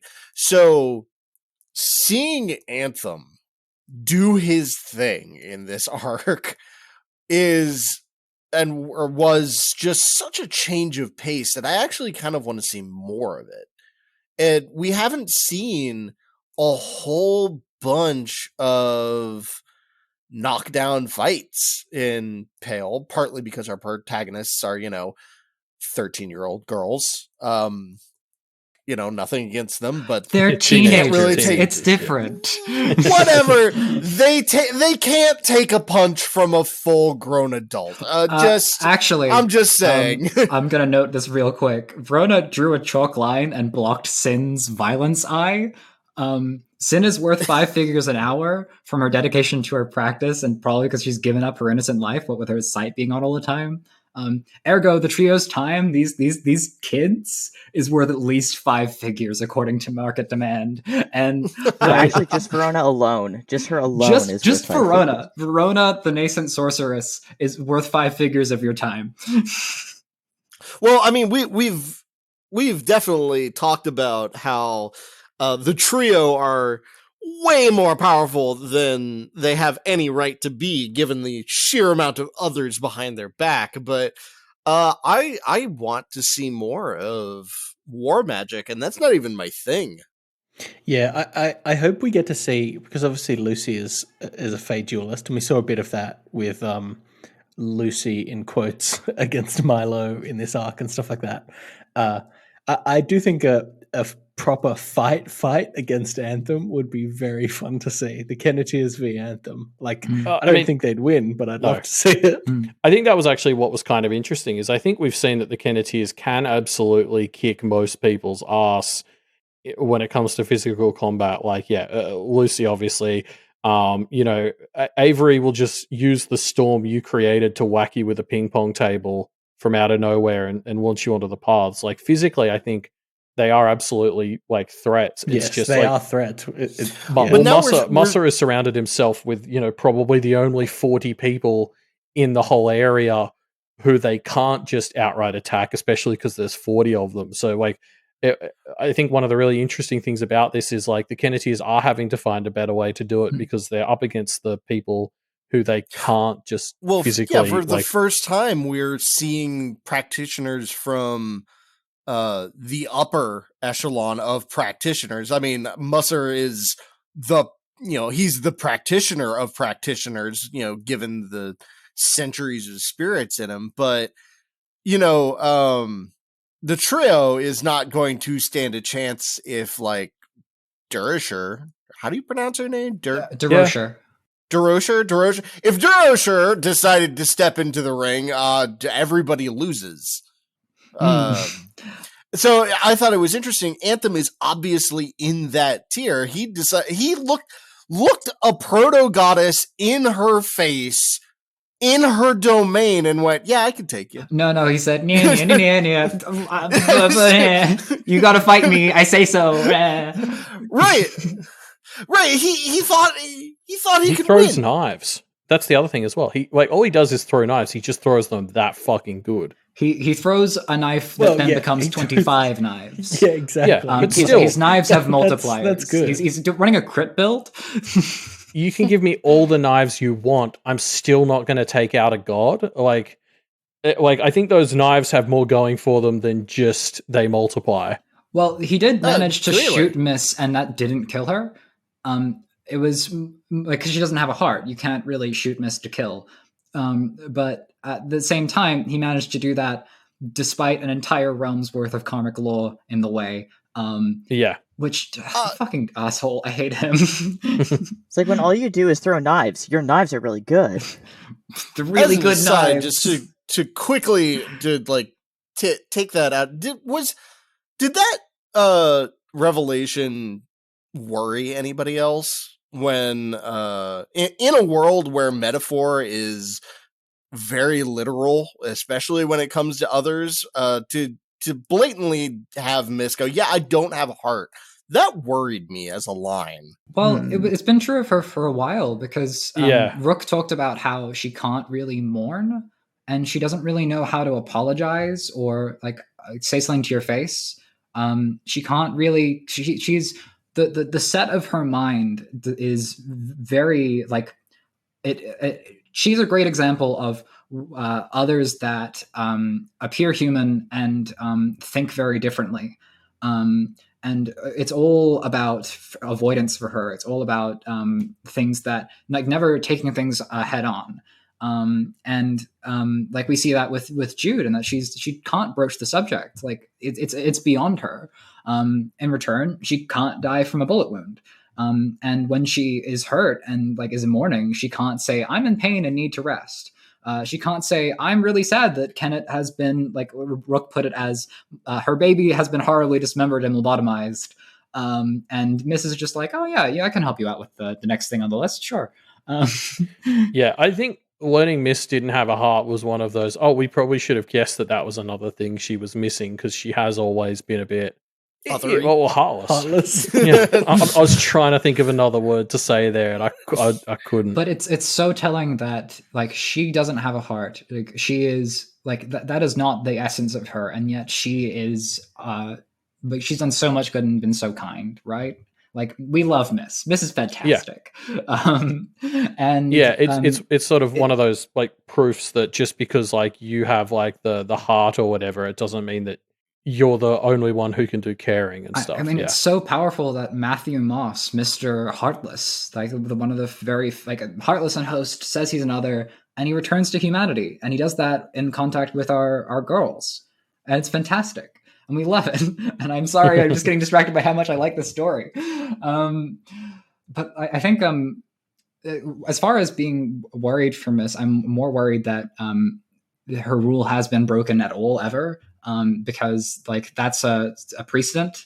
Like, well, if someone can do it, but at the same time, what found Kenneth becomes when she's injured isn't gone.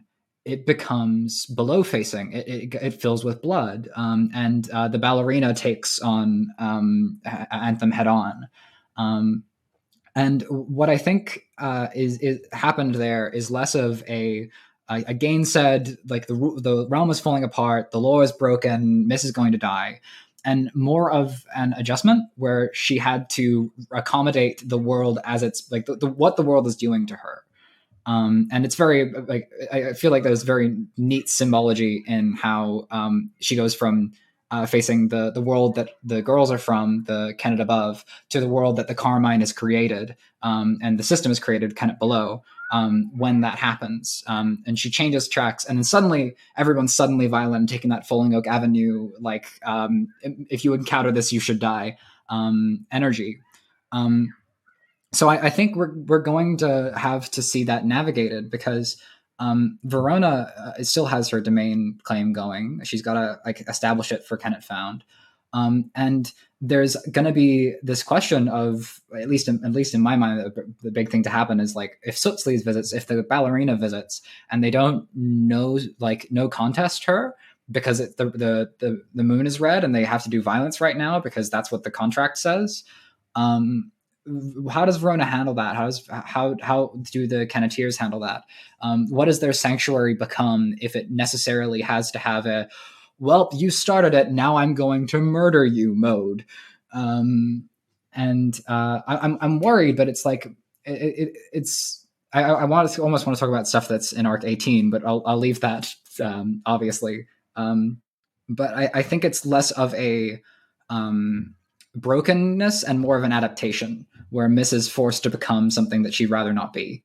I mean, it's going to be really interesting to see how she reconciles with the rules they've forced her to kind of come up with under pressure, and like how exactly, because I'd like to think that she didn't set the violence rule as just being whenever she's attacked. Like, hopefully, she had freedom to change it around there, especially because like my understanding mechanically in the universe, you can't just close off violence forever. Like, the whole reason the moon rule even exists is because like the universe needs that outlet. Like, it's the same with glamour. Yeah, like how you can't glamour a snowdrop to look anything other than like a possum.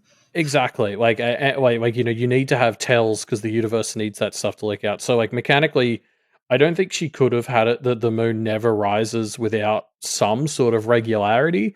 So I don't think she's stupid enough to be like, oh, I need to get attacked regularly. So hopefully there's some sort of other rule there. But like, she had her hand forced there. How much is going to come back to bite them in the ass, I guess, is the question. It probably does something cyclical and is triggered on occasions like her getting injured. Oh, yeah. That'd be that. Yeah, that's acceptable to me. It's probably legislated somehow.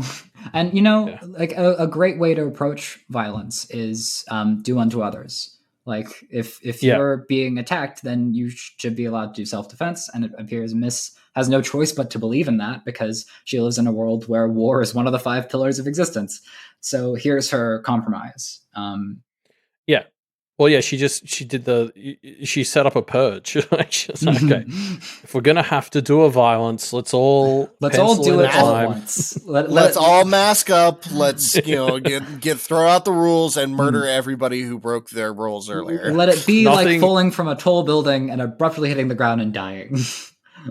Yeah. What about? Sorry, I'm just going through this list of little characters we made in our notes. What about our new friend Milo? Well, we knew him well. I really like. I mean, obviously Milo's a terrible person. Disclaimer. But I kind of liked that he was kind of like everyone tolerated him. None of the group of the little D-lister group that he went in with. I don't really recall there being snide comments about him being a murderer that much. It was just a thing, like an accepted thing. And so I almost see him like sort of metaphorically, like he's this parallel to the most self-serving, like sort of greedy parts of human nature and practitioner culture, kind of like Musser, except that Milo gets executed by the Kenneteers. So for that sense, it makes me sort of hopeful that like this is a place where the agents of karma, like karma comes around to bite you. He's a guy who kills people. He gets killed in Kennet. Like that's how it is here. So on that perspective, it makes me really hopeful that the end of the story is going to be at least somewhat upbeat. And I was also like, I thought it was kind of satisfying. It's like you reap what you sow. Yeah, Milo really asked for it. He really did. Like Lucy even had that defense that like he came to me looking for murder 3 times. I feel like I'm karmically okay, and she is, because her other choices didn't exist, right? It was just either it was kill or be killed, and she chose the only thing that she felt ready to do, which is let someone else do it because she's not up to that yet. One of the things that really surprised me about Milo too was that he killed people, which like I obviously see as the same as killing others, but I was surprised there weren't more issues within Musser's contingent that this dude kills humans. I would have expected them to kick up more of a fuss about that. I think Liz kind of judges him for it briefly. She does it in the quiet of her mind. She doesn't say anything. Until he almost kills a person in front of her, and then she's like, don't. Oh no, that's a person. Will you be a feminist? will you consider dating, going on a date, and then I won't kill this man? Is that feminist? It's a pretty good strategy for picking up. I think it's definitely what practitioners that are so deep into the hype zone, like I bet it's what Sanjates think is feminism, because going by Easton and Milo, I don't think they understand what women are. It's a very strange other. They come from this other dimension, this realm called the kitchen. They're just so arcane, and they just don't understand. I I'm allowed to make this joke. Okay. The point being that like there's like, I mean, Abraham Moser, the elder, notes like that, like, oh, it's strange that there's girl students at this school, and it's like that has to be like the 1950s or something. As someone who went to a school that went co-ed 5 years after I left a couple of years ago, that's still out there. Yeah, like Yeah, that's. like I don't know if that's 1950s thinking. Like that's the thing, current. right? We see it in Y, we see it in Easton. It's just but what I love is that we also don't see it in Jeremy and Wallace. Like these are the children these days, right? The kids aren't all right in the world, in the Otherverse, because some of them don't seem to recognize how to treat people well, and Milo is such a straightforward monument to that, I feel. Like you can just like get a very clear answer that people put up with Milo. People even want Milo on their side. He gets bought on by the Sanjites, they're wrong to want that because Milo sucks and he kind of deserved to die by the story's thesis. The thing that jumps out to me about Milo and Elizabeth specifically as a pairing is she should have taken that as more of an indictment on who she is, I think. Like if Milo looks at you and goes, yeah, that's somebody I want to date, don't you need to like sit down and be like, God, how am I presenting myself that he thinks I'm a good prospect? That we would be compatible. Yeah, it's not a good look. Well, on the other hand, does compatibility really enter the mind of the male practitioner in this society? But yeah, again, you're hanging out with these people so that Milo can like ogle you for a bit and be like, yes, you know, I would like to spend more time with her. Like you need to start reevaluating stuff if that's what's happening in your day to day. Well, practitioner society is quite literally stuck in the Dark Ages. So yeah, I like how Alexander compared it to being in the Wild West when it's really more medieval. Like that's centuries, right? That's centuries of we're advanced. We're doing cowboys. We're shooting each other, wearing cool hats. When like over in Musser's head, it's like I am king of the world. I am gonna get a crown implement. I'm gonna sit down. I'm gonna rule Ontario. That's my thing now. I want to talk about the girls that we see on the side of this 80 practitioner invading force. We have Macaulay and we have the mother. We have Liz and we have Eloise, and they're just putting up with a lot. Poor Shae dealing with Easton existing. It's just poor Shae existing. The women practitioners that we see, the ones that are in the best position are the ones that aren't in practitioner families, like Nicolette. While she doesn't get to benefit from the power that comes from being in a practitioner family, she is relatively free to do what she wants. She doesn't. As far as I remember, correct me if I'm wrong. As far as I know, she doesn't have to deal with the courtship bullshit that the poor girls in practitioner families have to deal with. Well, the thing is that she did. Like Alexander was possibly planning to marry her to him, and like in her earliest or someone else. He was very clear he was keeping his options open regarding her marriage prospects. Right? Yes, because that's not worse. The real takeaway that I wanted to hold on to was with just like Nicolette ends up like being in this location with the Bellingers, where she's able to comment on what on their boys club attitude, and she's able to be there as this girl is being brought in, the daughter of I think her name is Jen, the mom, who's Alexander's sister, I think. And first of all, the mom is just going through it. Like, why in Y's head she's the villain, and then Nicolette updates him to say she is in a terrible position and it's mostly your fault. because like she has to deal with the neglected parts of the family while you're neglecting them. And like she's the one that's Alexander's age. She's the adult here, and it's Y who's like maybe 21, 2 that is going to be in charge now. And like, and that's Mr. Helped some people augur on the girls' bathroom and then got mad that they didn't let him join, right? That's not a stellar example. And Nicolette is able to like watch this happen and comment on it and make like not a lot of progress because she's alone in this room and trying to like comment on the shit that's going to happen. And like the best thing that happened to Nicolette in this story was Alexander dying, right? Like that's usually not a good thing. People dying shouldn't be a good thing. You shouldn't need for someone to be killed for you to get your freedom back, right? And yet that's what we see, right? That's the Wild West medieval world that the Practitioner Society is running on, where Shae Grabard makes a mistake at like 10 and gets put in a jar. And has to put up with Easton Sanjite, this 14-year-old like maladjusted misogynist who's just like she can't even like can she talk about what he's doing? It doesn't seem like she can. She just has to passive aggressively try and run faster than him. It might not be possible for her to disturb the political scenery because of how she's bound, and that's fucked up. Yeah. I don't think practitioners are very good people. Oh, that's a good. That's what I'm starting to learn in this arc. Listen, why do any of you people want to roleplay as a practitioner? I don't understand it. The cool flashy spell things go boom.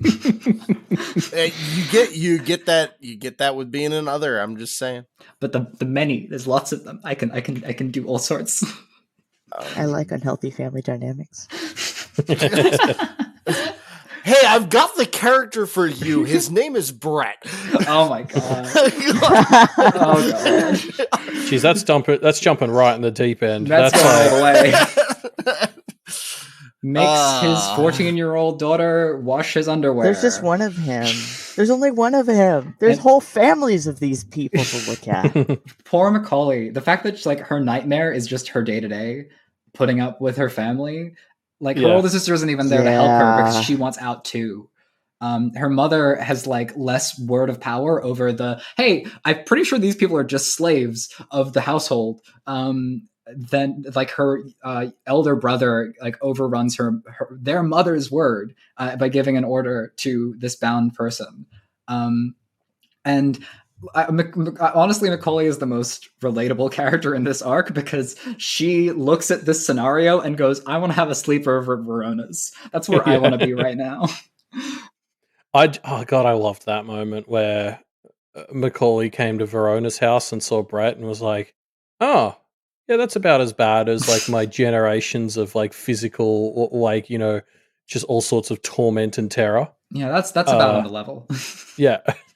Like, it was such a great indictment of Brett that this practitioner from a terrible and violent family was like, "Ooh, that's rough." Yeah. Cool. Any other I don't know, invaders that we want to discuss? Not off the top of my head. I mean, we've touched on a lot of them, I think. Yeah, I'm sure there's something will come to mind. I mean, there's obviously like lots we could say about the amazing practices of Liz and Eloise. I mean, coolest sight ever from Eloise, craziest familiar possible from Eloise and sight from Liz. But can we talk about Angie for a second? Yeah, I was hoping somebody would bring up Angie. What a lass. I remain enthralled in your guys' abilities to remember anybody's name. Angie Demarest, the parahuman. She is obviously a terrible witch. I'm pretty sure that she's been. I nursed the theory that that Angie doesn't have any personal power. And she is so often saying mistruths and straight up lies and sarcasm, and is so often just wrong when she says something. Like she's insisting that Liz is not as pretty as her, and I'm pretty sure that's subjective, hon. And then, so isn't there even an implication? Like the way it's framed at the end of Elizabeth's interlude is that, or Eloise's, is that it's not even Angie's practice; it was her dad's practice done to her. Like, really, there's no reason she could be just unaware. She couldn't just honestly. be unaware. If it turns out Angie isn't even awakened, that would mess me up, because that makes a lot of sense. It makes a lot of sense. She's just got this like voodoo Trump power where if she gets injured, she injures everyone she doesn't like, and that's her only thing. And then I did really like the moment where Lucy outdoes that by dealing with like a bit of casual racism and using glamour to fuck with the rules, give it the orders given to those familiars. That was great. And it was but the fact that Angie is just such a broken human being. Like the things that have, like Liz is like asking in one chapter, why are you like this? And then in Eloise's chapter, we get the answer, and it's heartbreaking. This girl has been tortured. Yeah. She has an ongoing spell effect where she can't even apparently like interact with her body after a certain point, because if it's conceivable as harm, there's a possibility that the spell will backfire, and she'll injure herself, and possibly just die from that. So apparently that means she can't break glamour on herself. Imagine what that means for just like day-to-day living, right? Because is there a world in which cleaning a wound using like alcohol is going to register to the spell? Scratching a mozzie bite really ferociously. Oh my goodness. Yeah. If she lived in Australia, that poor girl. We after the floods, there's like these plants outside my window that have just gotten all these eggs, and I'm not happy about that, but I'd be much more unhappy if I ever scratched an itch, my hand just chopped off because it accelerated the wound. Like this and like she's obviously terrible because like she's planning of like drugging a YouTuber so that he'll be her boyfriend, but that's not the thoughts of a person in a good place. Like we've seen bad parents. Who the fuck does that to their child? Apparently her dad. She to me feels like somebody who has basically no agency in her life. And so the way that she's trying to get that sense of power and fulfillment is looking for any way, like one that she feels better than someone else. Like she looks at Liz and says, I'm hotter than you are. And that's so tragic that is what she uses to get self-esteem or to make herself feel better, or to at least like put herself one step higher in the pecking order. And then sort of the same with, to be? right, because you would think realistically that all of these women from practitioner families would know that none of them have power, and they might performatively snipe at each other, like to perform like not being on the same side when the men are around, right? But realistically, they're all on the same side in that they're all sort of an underclass. But it appears that for Angie, she's not seeing it that way, which is really sad. Also, with her being willing to drug a YouTuber, it's like, well, if she doesn't have any agency, maybe she doesn't really prize it. Yep. She thinks this is normal. This is how you get a husband. You pick the hot boy, you grab and them, you poison them, and you drug them, and it doesn't matter if the love is hollow because she's probably never experienced love in a genuine fashion. And like if that is this, that okay. If we're talking about feminism and patriarchy in the Otherverse, let's talk about Anthem Ted, because Mr. So Feminist, close. so close. Yeah. Trying. Like Mrs. like, hey, maybe don't invade my home and mess with everyone I've ever loved and kill and bind them. And Anthem is like, I'm literally a war sorcerer and a feminist. It's just, oh my god, poor Liberty, poor America. They think their dad is cool. And that he sometimes might be. Sometimes he's again, so close. Anthem's like the same as America, where it's like, oh man, you're just like 2 steps away from being the coolest person in this story. Like, America, if she stopped being a dick, could instantly rise to being next to Liberty as one of the best people in the story. And Anthem's honestly about the same. And it's just America and Anthem just insist on refusing to take those final 2 steps and instead just jumping down a well. I feel like there's almost an archetype of characters with ranged attacks that are so cool that it makes up for their character. Because American can barf explosive vomit with that hot sauce that she has that works retroactively. And Anthem can multiply knives and bullet shots. And Angie can injure anyone she likes. And in return, they're terrible people. Cool. Well, I think we're now at the point in our notes where we start to ask the questions that we ask everybody who we trick into coming on these episodes. So I'll hit you up with the first one, which is, which Kennet other would be your first choice for familiar? Well, listen, I can't take a familiar, as I am another, not a practitioner, nor will I ever be a practitioner, so does not apply. But if you force me to be a practitioner and make me pick, then of the Kennet others, I have to pick one of the Fae. I mean, I have to pick Gilherme or Matricia before she went all blood goddess. Early story, yeah. Early story. Wait, I mean, I'll take Winter Fae. I mean, she's pretty cool. Yeah. Listen, Fae. Give me Fae. I just Fae. There was a point when the Marachika interlude came out that I was so tempted to do it that a friend of mine mentioned that she was almost up to the chapter, so I voiced the chapter and sent it to her. And that won't be released for ages because we're only up to Arc 10. But oh my goodness. The fairy in this story, fantastic. Damn right. As for me, my choice would have been John, and I miss invalid. Him. Listen, I mean, I picked early story Matricia. I think Vivi gets to pick John. I'll elaborate. I'll talk as though it's Horseman because Horseman is cool too, I guess.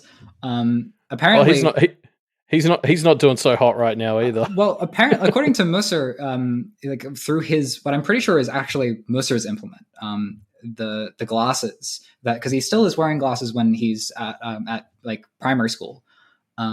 I think he's able to see value, and he looks at Horseman and he goes, "That one has killed enough people that it's probably good enough to be a familiar."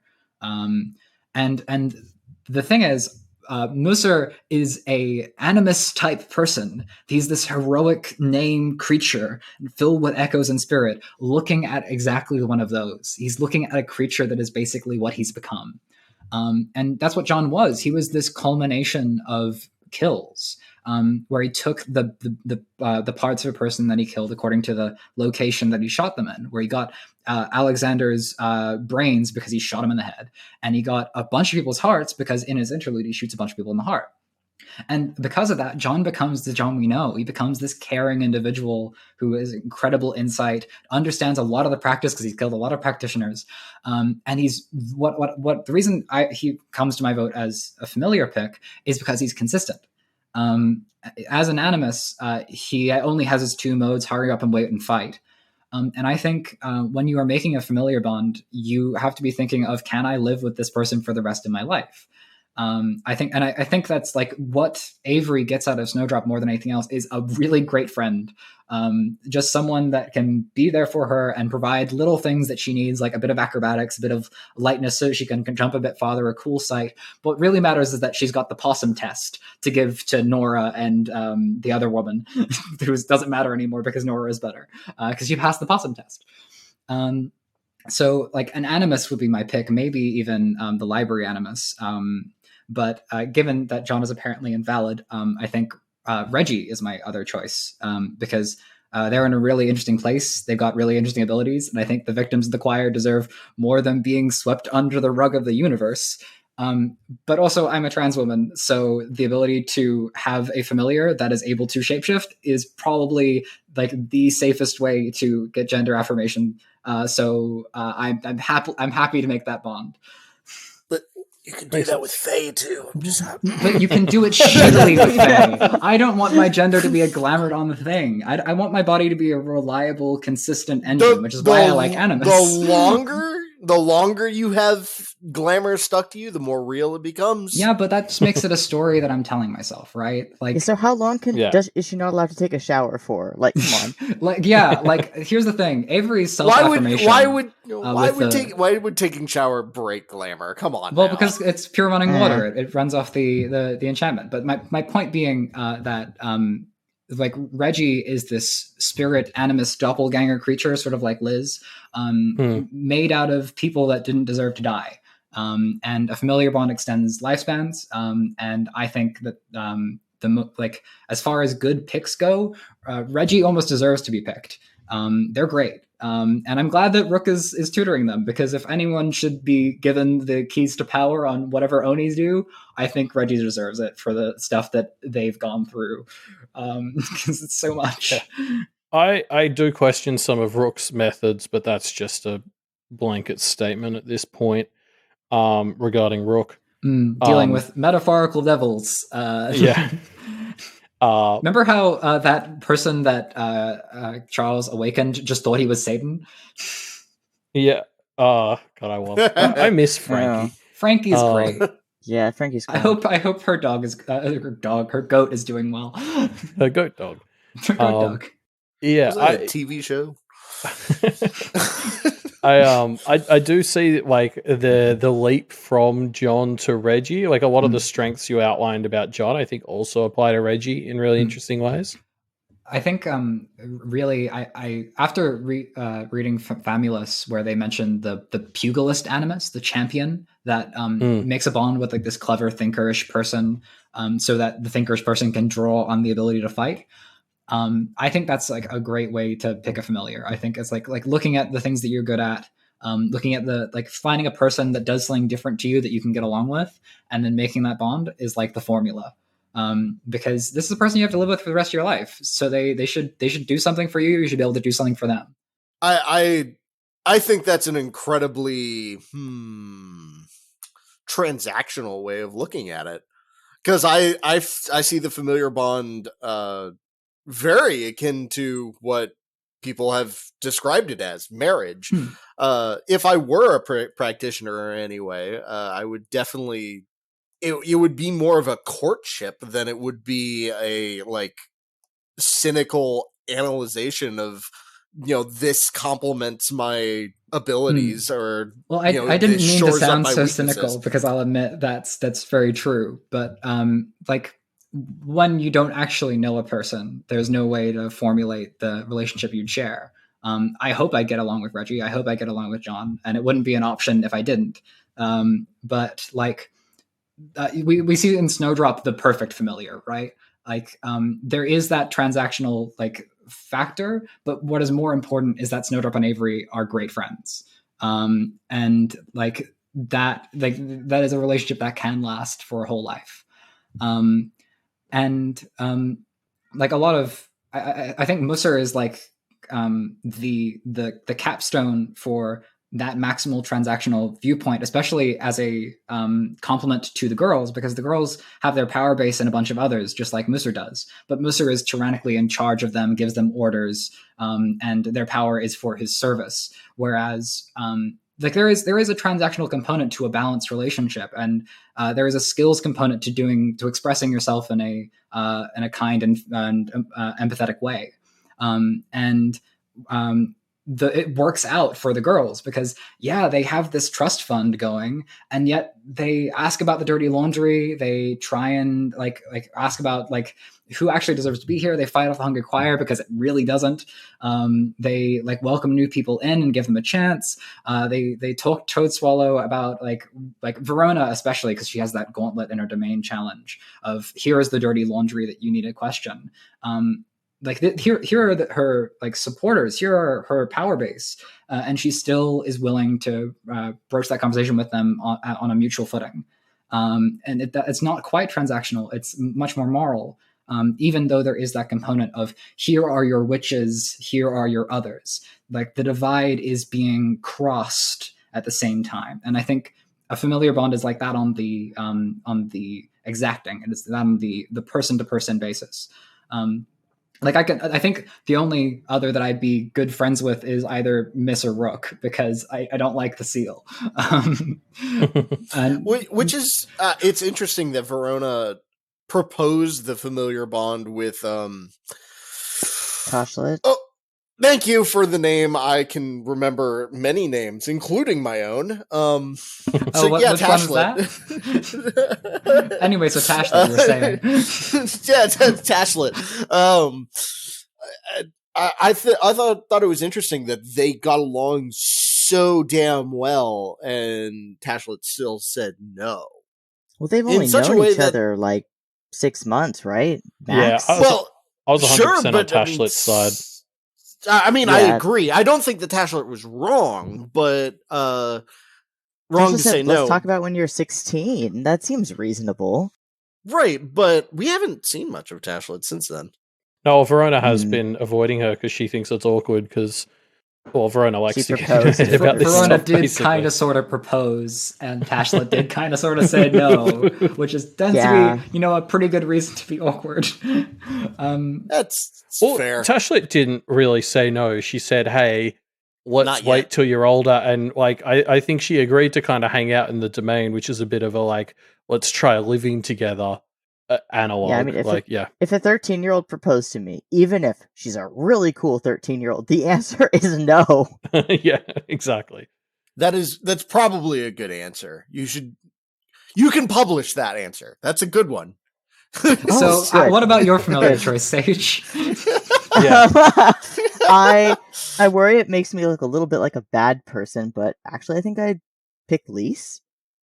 Because to me, reading through the family list document, the doppelganger familiar actually seems like kind of a good choice for someone like me, where and especially Lise, given that she fits in with groups, because I really like seeing different groups and different dynamics and seeing how people interact with each other, but I'm kind of awkward. So me being there ruins the anthropology, people watching part of it. So I would love to be able to tap into her, fit in energy or be one of the group energy. And at the same time, it's been a while since we've seen her, just interacting normally. So before she became a city, right? Yeah, right. Before she became a city, I don't want to become enter a familiar relationship with a city. But if one of her big problems with humanity is that people are mean to each other, I have a really big family, it's actually really wholesome. I think she'd get along really great with everyone. She'd get a lot out of the camaraderie there, and at least have my lifetime's worth of human bros to hang out with, instead of, oh yeah, we are catty teenage girls at a boarding school and we push each other downstairs. The ideal marriage. Yeah. Pushing people downstairs. Love it. I think we've had quite I think you'd be the third or fourth person to pick lists since Arc 10, I want to say. She's actually done quite well. I think a lot of people agree with you for sure. Yeah. Oh, really? Well, that's interesting. The real question is she going to drag me into a Fae plot? Because if so, the answer is no, I'm choosing someone else. Listen, you work for me. You are already in a Fae plot. I'm sorry. That's right, sir. My apologies. Sage, we're on a server where we write stories for a fairy lord. I feel like did you miss that? That's a job, not a marriage. I put it down at the end of the day. I don't take my work home with me. As far as you know. Oh no. So yeah, one of the other questions that we always ask people at this point in our reflecting episodes is, who is the best Kenneteer? At what? No, just in general. Just who is the best? I think my tier list is probably the trio at point 1, and then the trio at point 2, and then maybe this is a bit of a weird choice, but the trio at point 3, because they're all great. No, you have to pick one. And then Cherry Pump at number 4. I'm honestly a fan of reading from Avery's perspective the best. I don't. Maybe it's just I just like reading from her perspective the most. The sort of problems that she faces. It's a weird feeling for me because as a character, I think I like Avery the most. But if you ask me what the most interesting of the trio is, it's Verona for me. But yeah, I enjoy reading from Avery's perspective way more than I enjoy reading from Verona's perspective. But I think Verona is more interesting of a character. Okay. Fair enough. Far and away my favorite is Lucy, but it's really from a moral and literature perspective because I relate very naturally to Verona and Avery. But Lucy is the one that I think is in contact with the story's themes and is like directly addressing in text like what we are challenged with. Like she's the one telling Musser, hey, what right do you have to being lord of our home when you don't live here, you don't know here? She doesn't even go to this school. Lucy is the person who is constantly like speaking the truth to these people in power. One of the things that I really like about the Seal of Solomon, I mentioned this earlier, is how it restores the wonder of trope. And one thing that happens often in trope is you end up with these sort of demi-human species of like dwarves and elves, which are usually these deeply caricatured and deeply offensive versions of human people. And the elves are typically just, here is an entire civilization of the people with money. Dwarves are usually just, here is an entire civilization of the people who actually do make manual labor. Then the stories that manifest when people sit down to write that end up like very classist or very racist or just generally very prejudiced. What the trio allow us to do, right, is that each of them relate organically to parts of otherhood. So when we're dealing with otherization and comments on otherization as a problem in the setting and like applying it textually to our world, these are our bridge characters. Verona is relating to the weird others. Avery is relating to the lost and the neglected. And Lucy engages with the thing that is most important, the people that are fighting the system that is putting them down.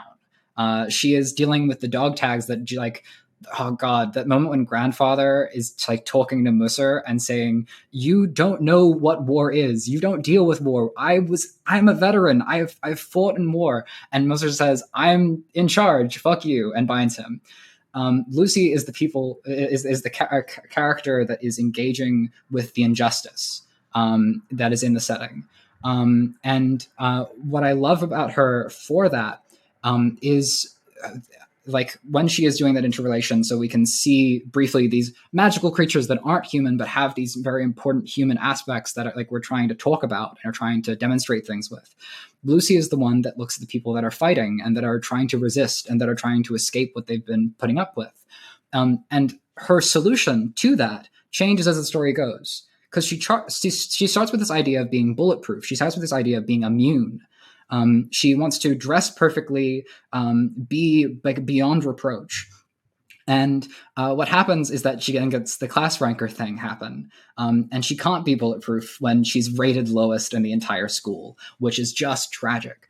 But that personal philosophy then begins to evolve as what she's trying to do stops being immune to threats, like above the people that are trying to hurt her and are like being casually racist to her, or are assuming the worst because she's young, or are just dismissing her points because she's in less power than she is than they are. And she's the one that then goes from this, I want to be beyond that, to I want to be better than that. She's very morally upright and very coherent. She's maturing incredibly fast, which is incredibly tragic because no teenager should be an adult by this time. And she isn't, but she is trying. And she tries that through curses, which require that she, in order to injure people, she be fair. She does that through duels where her target is only the person that she is confronting.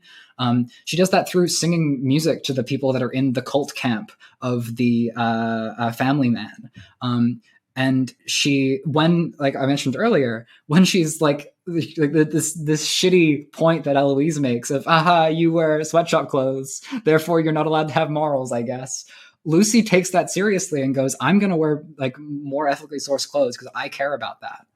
I want to be worldly. I want to know these things. I want to be better than these people so that when I win, I will be fantastic. And so, like, Verona, I can sympathize with. Avery, I can sympathize with. Lucy, I respect. So she's my favorite kind of Lucy is aspirational, isn't she? She's like, Lucy is the true girl boss of the Kenneteers. So, okay, that's one vote Avery, Yep. one vote Lucy. Will we get a correct answer to finish it out, Sage? I said partially Verona. So I'm the kind of person where typically after a new chapter comes out, whoever was the viewpoint character, I point at them, I'm like, that's my favorite one.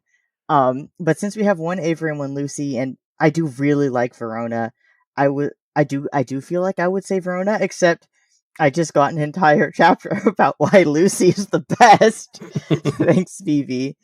But I think I agree with everything you said. I think for me, the reason that I really like Verona is she feels very realistically like a kid who's trying really hard. Like, to me, she feels like the kind of 13-year-old that I would have like known and liked and got along with, like a quirky, weird art kid. I really relate to her struggles, I think, in not in having a poor home life, because I don't fortunately have to deal with that, but in like, having a place that's yours and still not really knowing what to do with it. Still like kind of struggling to like decide, should I get cursed by this heart when I'm making potions? And to me, like that her like sense of exploration and excitement about trying new things really resonates with me. I really like seeing her do her weird alchemy stuff. I definitely relate to feeling really rejected by Toshlet saying no, even though realistically no self-respecting individual should enter a familiar relationship with a 13-year-old. So yeah, I would say Verona. Nice. I have a note for Verona. Remember that trick that she pulled on Easton where she just threw them into the Undercity?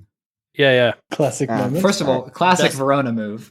Second of all, her domain crosses between these three realms, so I'm thinking that maybe she's very good at that.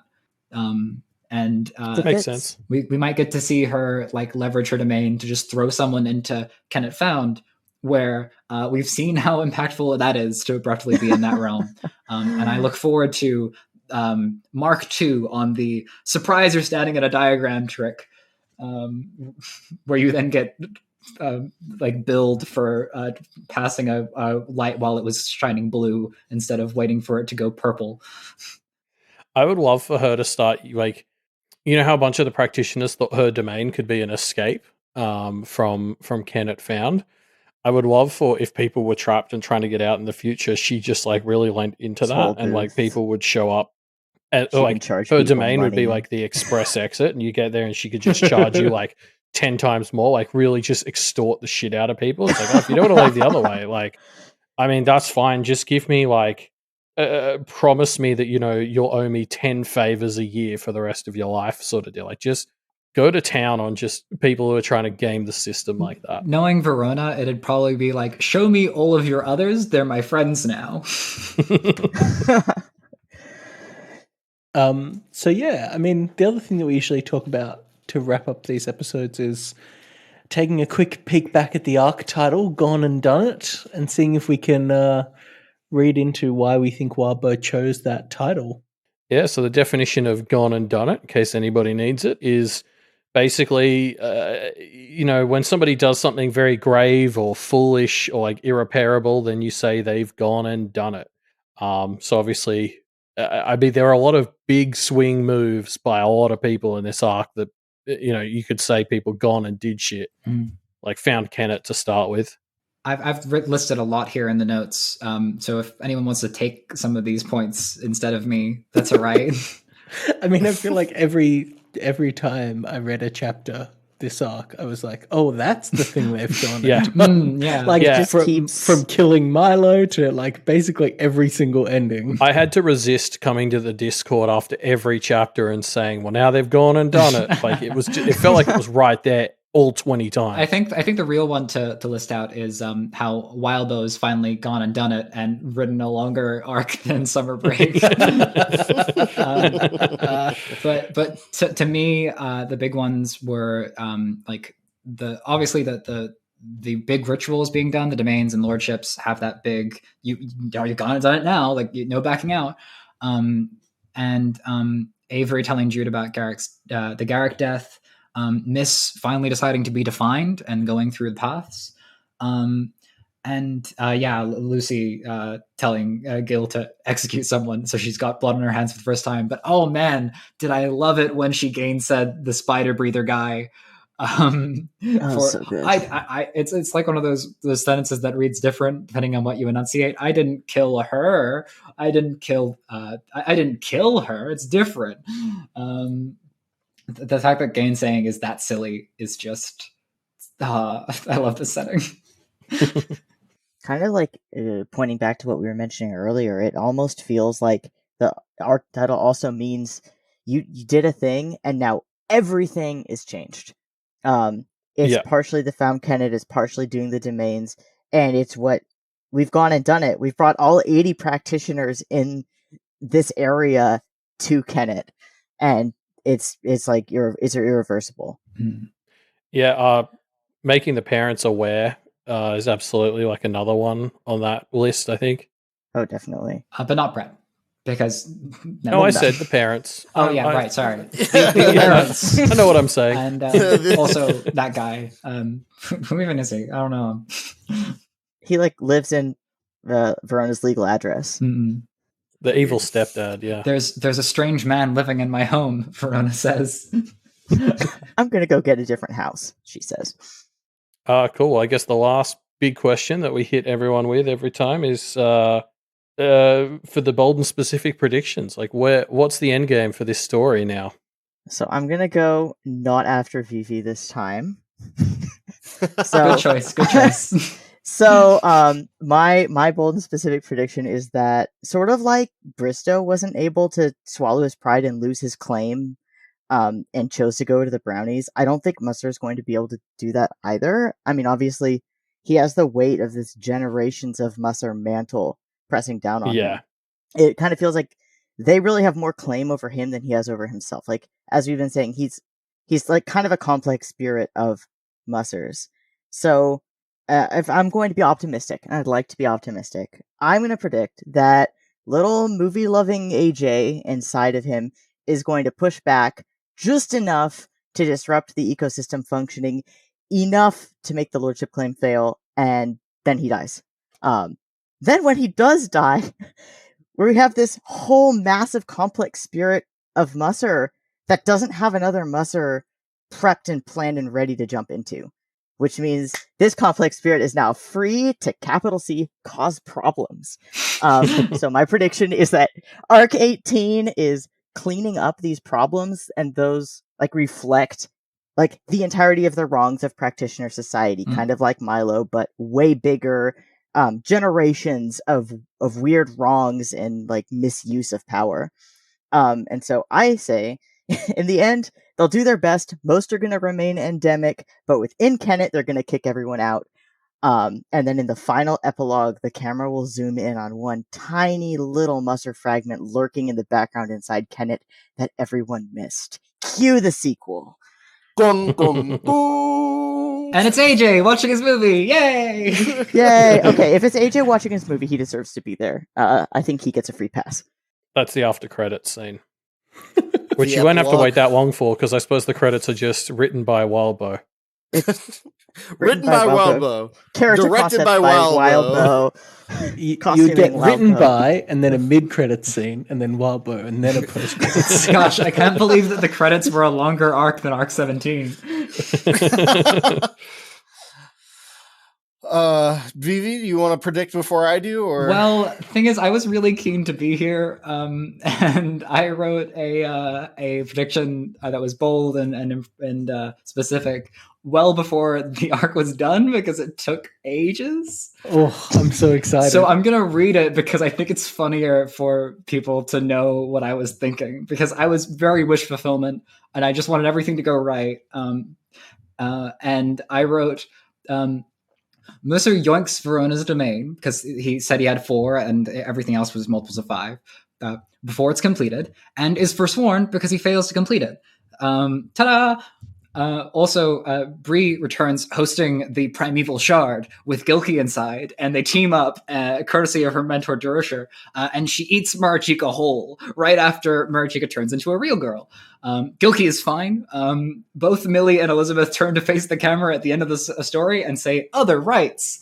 And Liz inexplicably turns into John when she creates his war memorial statue, because I can dream, damn it. I miss him. That got progressively more and more optimistic. I love it.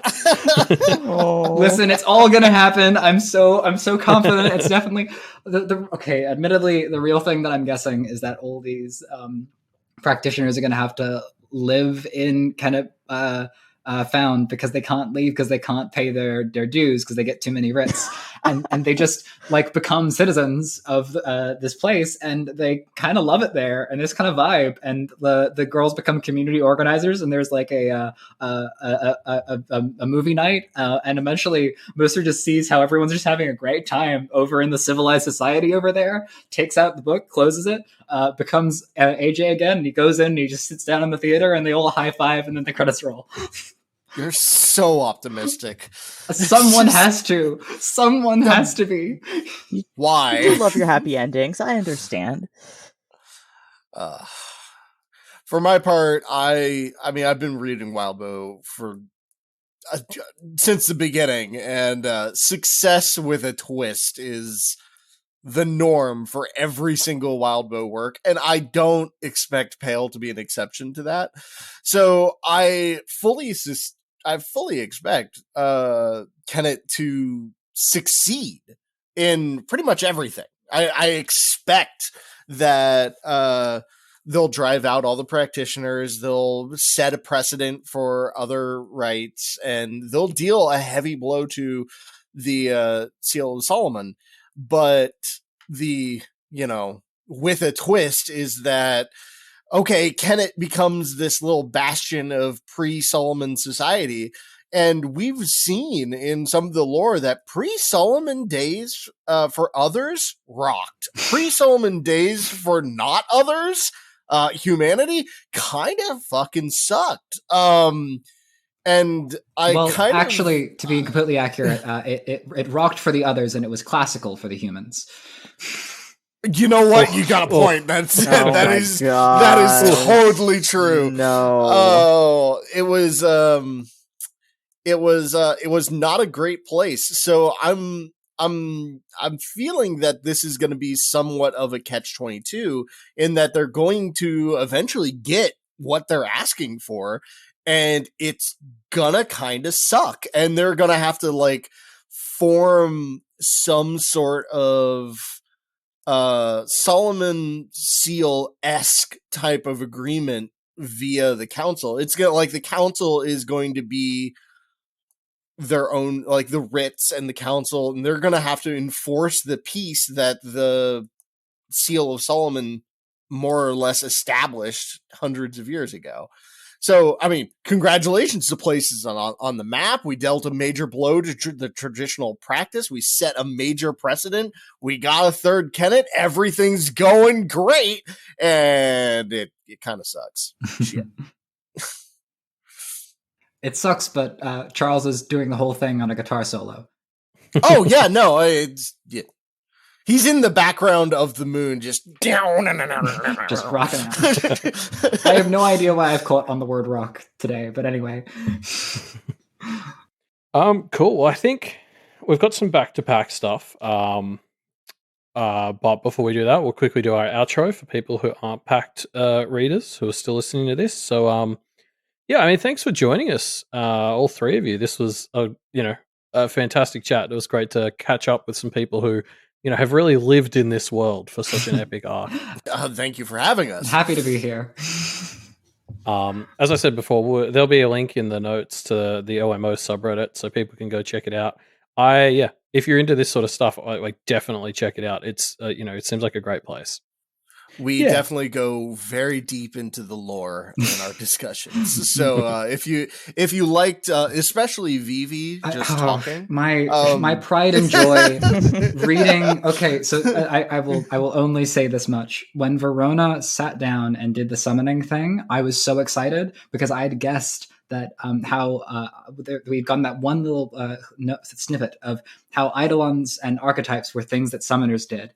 And like she basically did exactly what I predicted. And then we had Easton's interlude only a week ago where he had those archetypes, and I wrote an entire class on people making those, and I was right, and I was so excited.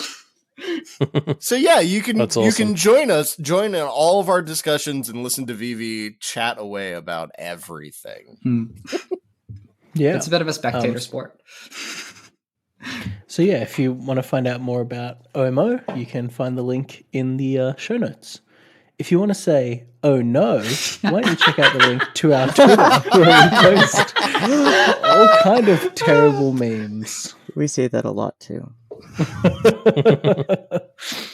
That's at PowerReflectCast. Sorry, I realized I didn't actually say the thing. And don't forget to swing by our Patreon if you like this show and want to keep it around, because we can only afford to do this because of all our patrons. So that's patreon.com/doofmedia. And of course, while you're on Patreon, make sure you check out Wildbow's Patreon, because without Wildbow's Patreon, the five of us wouldn't be having this conversation, I think. He's the head of this organization, and we're all just, climbing the totem pole under him as he's putting it all together. Oh, Yep. The Pale sequel will be based in the Wondercand. Oh, what a sequel that would be. And with that, should we go back to Pact? Do it. Back to the pact. Back to the pact. So what Pact stuff do we want to talk about here? Oh my god, why traditional practitioners are so much better in Pact. What they Well, I mean, they were okay. They were equally shitty, but you got so much more of the benefits of, the people that did good by the Moors of the family. They were powerful, they were rich, they were happy, they were doing what they wanted, they were making moves. It was great. And Pale, we get all of the people that are getting shit on from being in the practitioner family. No, you're great in Pact. Well, except for look, yeah. But I could argue that the protagonist is not a part of a traditional practitioner family. Ooh, true. Yeah, I think that's fair. I think the other thing is that Blake is, was so mistreated because he effectively was in the same class that they saw others as. He was not, Well, he sort of didn't exist, so fair enough. Yeah. It did kind of illustrate how hard it is to not have resources and to not be from a family. Like, the Kenneteers aren't from a big family, but they have power. And then at BHI, all we see are people with a lot of power, and then Blake had basically nothing. Blake getting woozy from bleeding a bit and drawing a line. It was, I think a Pact did a lot more to establish how magic worked at the really base level. We get a lot more insights into like the elaboration of magic, but Pact gave us like how to bind things at a really basic level. Where does power come from? What is an other? The very, very basics that is needed to build into Pact or Pale. Sorry. I think it's just sort of the same thing through a different lens, because I mean, obviously the like, to touch on the example of like what is an other, I mean, Blake got the very a practitioner-y view on that. Like, I'm thinking of just the other day, I was listening to the latest Pale in Comparison episode where Malia, it's like they're up to somewhere in Arc 7. Malia came across the thing where Blake is like, look, yeah, I killed Laird, and, I don't even have a defense. He wasn't even an other. And she, like, Malia's like, holy fucking yikes at that line. I remember reading Pact at the time and just glossing over that. Like, I totally bought into the perspective of practitioner at that point, and I was like, yeah, makes sense. And like, this is why I'm enjoying that podcast, because she pointed that out, and I was like, yeah, fuck, good point. That's like a really yikes thing to say. And then, like, look at what others like Blake has to deal with. Like, you've got these very inhuman things that just want to kill him most of the time. Hey, some of them just wanted to end all of existence. Also that. Nothing personal. I just want to destroy the universe. I just want to subvert the natural order and make everyone worship dogs or whatever. That's not personal. Don't worry about it. Also, so Eloise still hasn't been officially labeled a Duchamp. I think then the family did get name dropped, but not in the context of her. I checked the student notes. I'm pretty sure she's not listed as a Duchamp. No. Textually. The word Duchamp has been used once in the story, and it was by Massa talking quite generally about like the region. But it wasn't in his conversation with Eloise. But anyway, I'm still assuming she is, in fact, a Duchamp. She's actually a Eloise, your family, as Musa kept saying. Anyway, just I guess I had not appreciated how terrible the Duchamp family was in Pact. Like, because we see Eloise here, like, when she stepped out of line, she was getting, like, the shit beaten out of her. Like, either Sandra's arm of the family wasn't doing that, or it was worse than we That was saw. alluded to in, I believe, the interlude where What's-Her-Face gets courted by the priest of Dionysus. That's Sandra's interlude. I remember it being strict. I don't remember it being as maybe it's just too far back in my memory and I've forgotten the details. I recently read it, and I can tell you that for like definitely like doing a direct comparison to the two, the most amazing thing that happens to Sandra is that first of all she's put in this position where she's like trying to like court a person, and has no choice but to try and sell herself best she can. And there's also like a major violation of her bodily autonomy when I'm pretty sure her aunt is like touching her up and she just grabs her chest and adjusts it so that it's best like geometrically, which is crazy. But then like you have what Eloise was going up against, where a blackguard or a blackguard, however you want to say it, is going up to her and just making her experience the most terrifying words a practitioner can hear, so that she knows what it's like. Because like, she's being told, like, I swear to annihilate you, to ruin everything you will ever experience, like make it so that you will never know joy again. That's what is being ingrained into her as the stakes. So when we see Eloise, like think like step survey, like going through her mental machinery to navigate a scenario, the stakes that have been drilled into her and beaten into her are like being forsworn. And that is, I almost don't doubt that that's what Sandra had to go through. It's just that we see Sandra when she's being used for what the family tries to turn her into, while we see Eloise when she's being made into that tool. Which I guess is just like I wanted to point out. I didn't realize how bad the Duchamps fucking were. I guess I knew it was bad, obviously. Like I didn't think they had great lives, but I don't know. Physical abuse is just like a line I thought they weren't crossing. Psych. You thought. Yeah. I mean, also, Elliot, there's nothing to confirm that Eloise is a Duchamp. I don't know why you think that. Yeah. Where could I possibly be getting that from? It's Eloise Mraz. Yeah, because she's married to her They're not married lovely, yet. pretty Ulysses, who is just so nice and is chosen by a god of something adjacent to fire that didn't get canonized back in the old days. You know, I'm suddenly just struck with the curiosity. Forgive me for anybody who is more familiar with Canada's geography than I am, but Thunder Bay is like within a day's drive of Toronto, if I recall. And I know that Toronto is like a 3-hour drive from Blake City, wherever the fuck that was. Jacob's Bell. It's thank you. Well, we believe there was something called Jacob's Bell. Yeah, it I don't have might record have of there ever being a place called Jacob's Bell. Yeah, it's really weird. It just struck me. I wonder how close Jacob's Bell is to Kennett. This is the big I think it's like a You know, 15-ish hour drive, or at the very least. No, you're thinking too small. Obviously, the reason Kennett is in such a terrible situation is because they relied on their neighbors, Jacob's Bell, for years. Oh no. You know, ever That wonder would be how so Miss lost her funny. face and hands? Well, No. Oh no. that's where the heart went.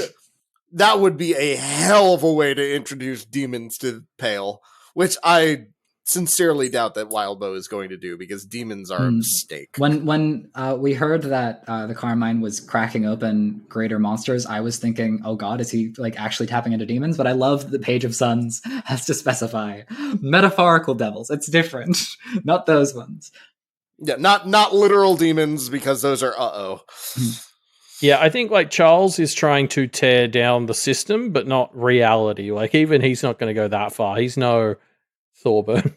But yeah, I guess sorry. The addendum I had to my like Duchamp family sucks thing though is that I think the Grabards are worse. We did learn about Shae's thing, and I guess not that it's really a competition.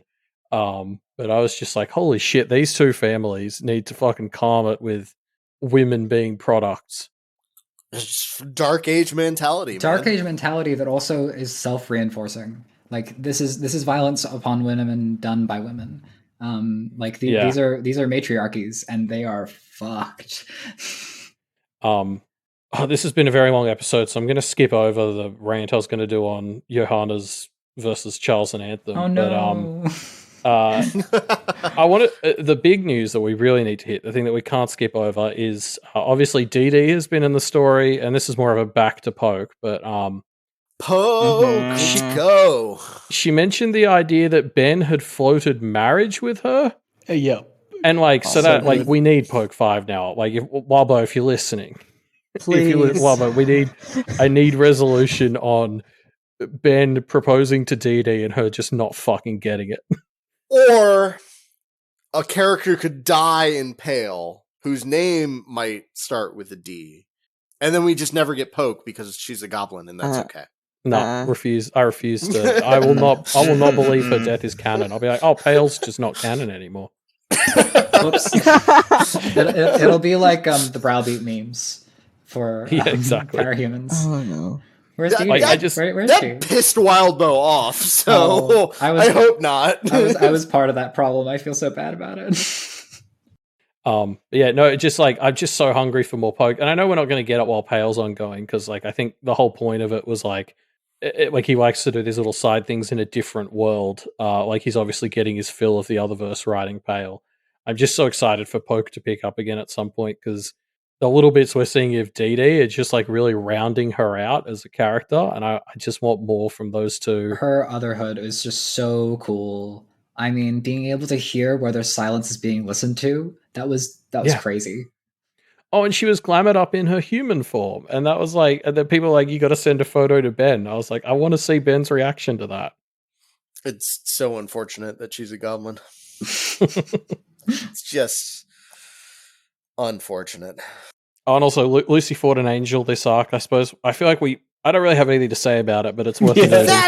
That should have been a a much bigger deal than it fucking was. Like that, Maybe Lucy didn't know to make it a big deal. She made it a big deal in that chapter. Yeah, she was like, "Oh yeah, I fought an angel." Well, and you're having a sleepover. I get the impression, like, if it's bound and being able to be called by these chumps, I assume it's not like a like you know, this is like closer to a moat.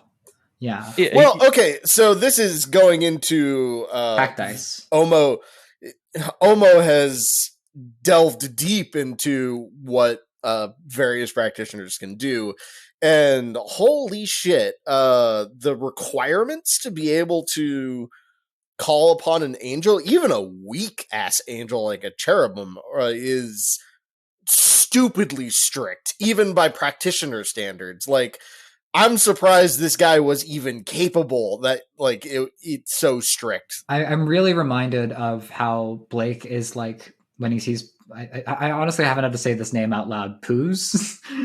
Oh, it's Pauz. Yeah. Pauz. When Blake meets Pauz, he's like, "Are you a goblin? Are you?" Because Blake has no fucking clue what's going on. And Lucy is encountering this angel creature for the first time, and she reaches for the word that she recognizes, which is angel. But like knowing the Otherverse, that she could have just been straight up wrong. Yeah, true. It could have been some other thing. Yeah, it could have been anything else. And like I feel like that is one of the great Look, this is the thing that annoys me the most about writing for the Otherverse, because there is so many unreliable narrators. You can't make a system that always works for an explanation.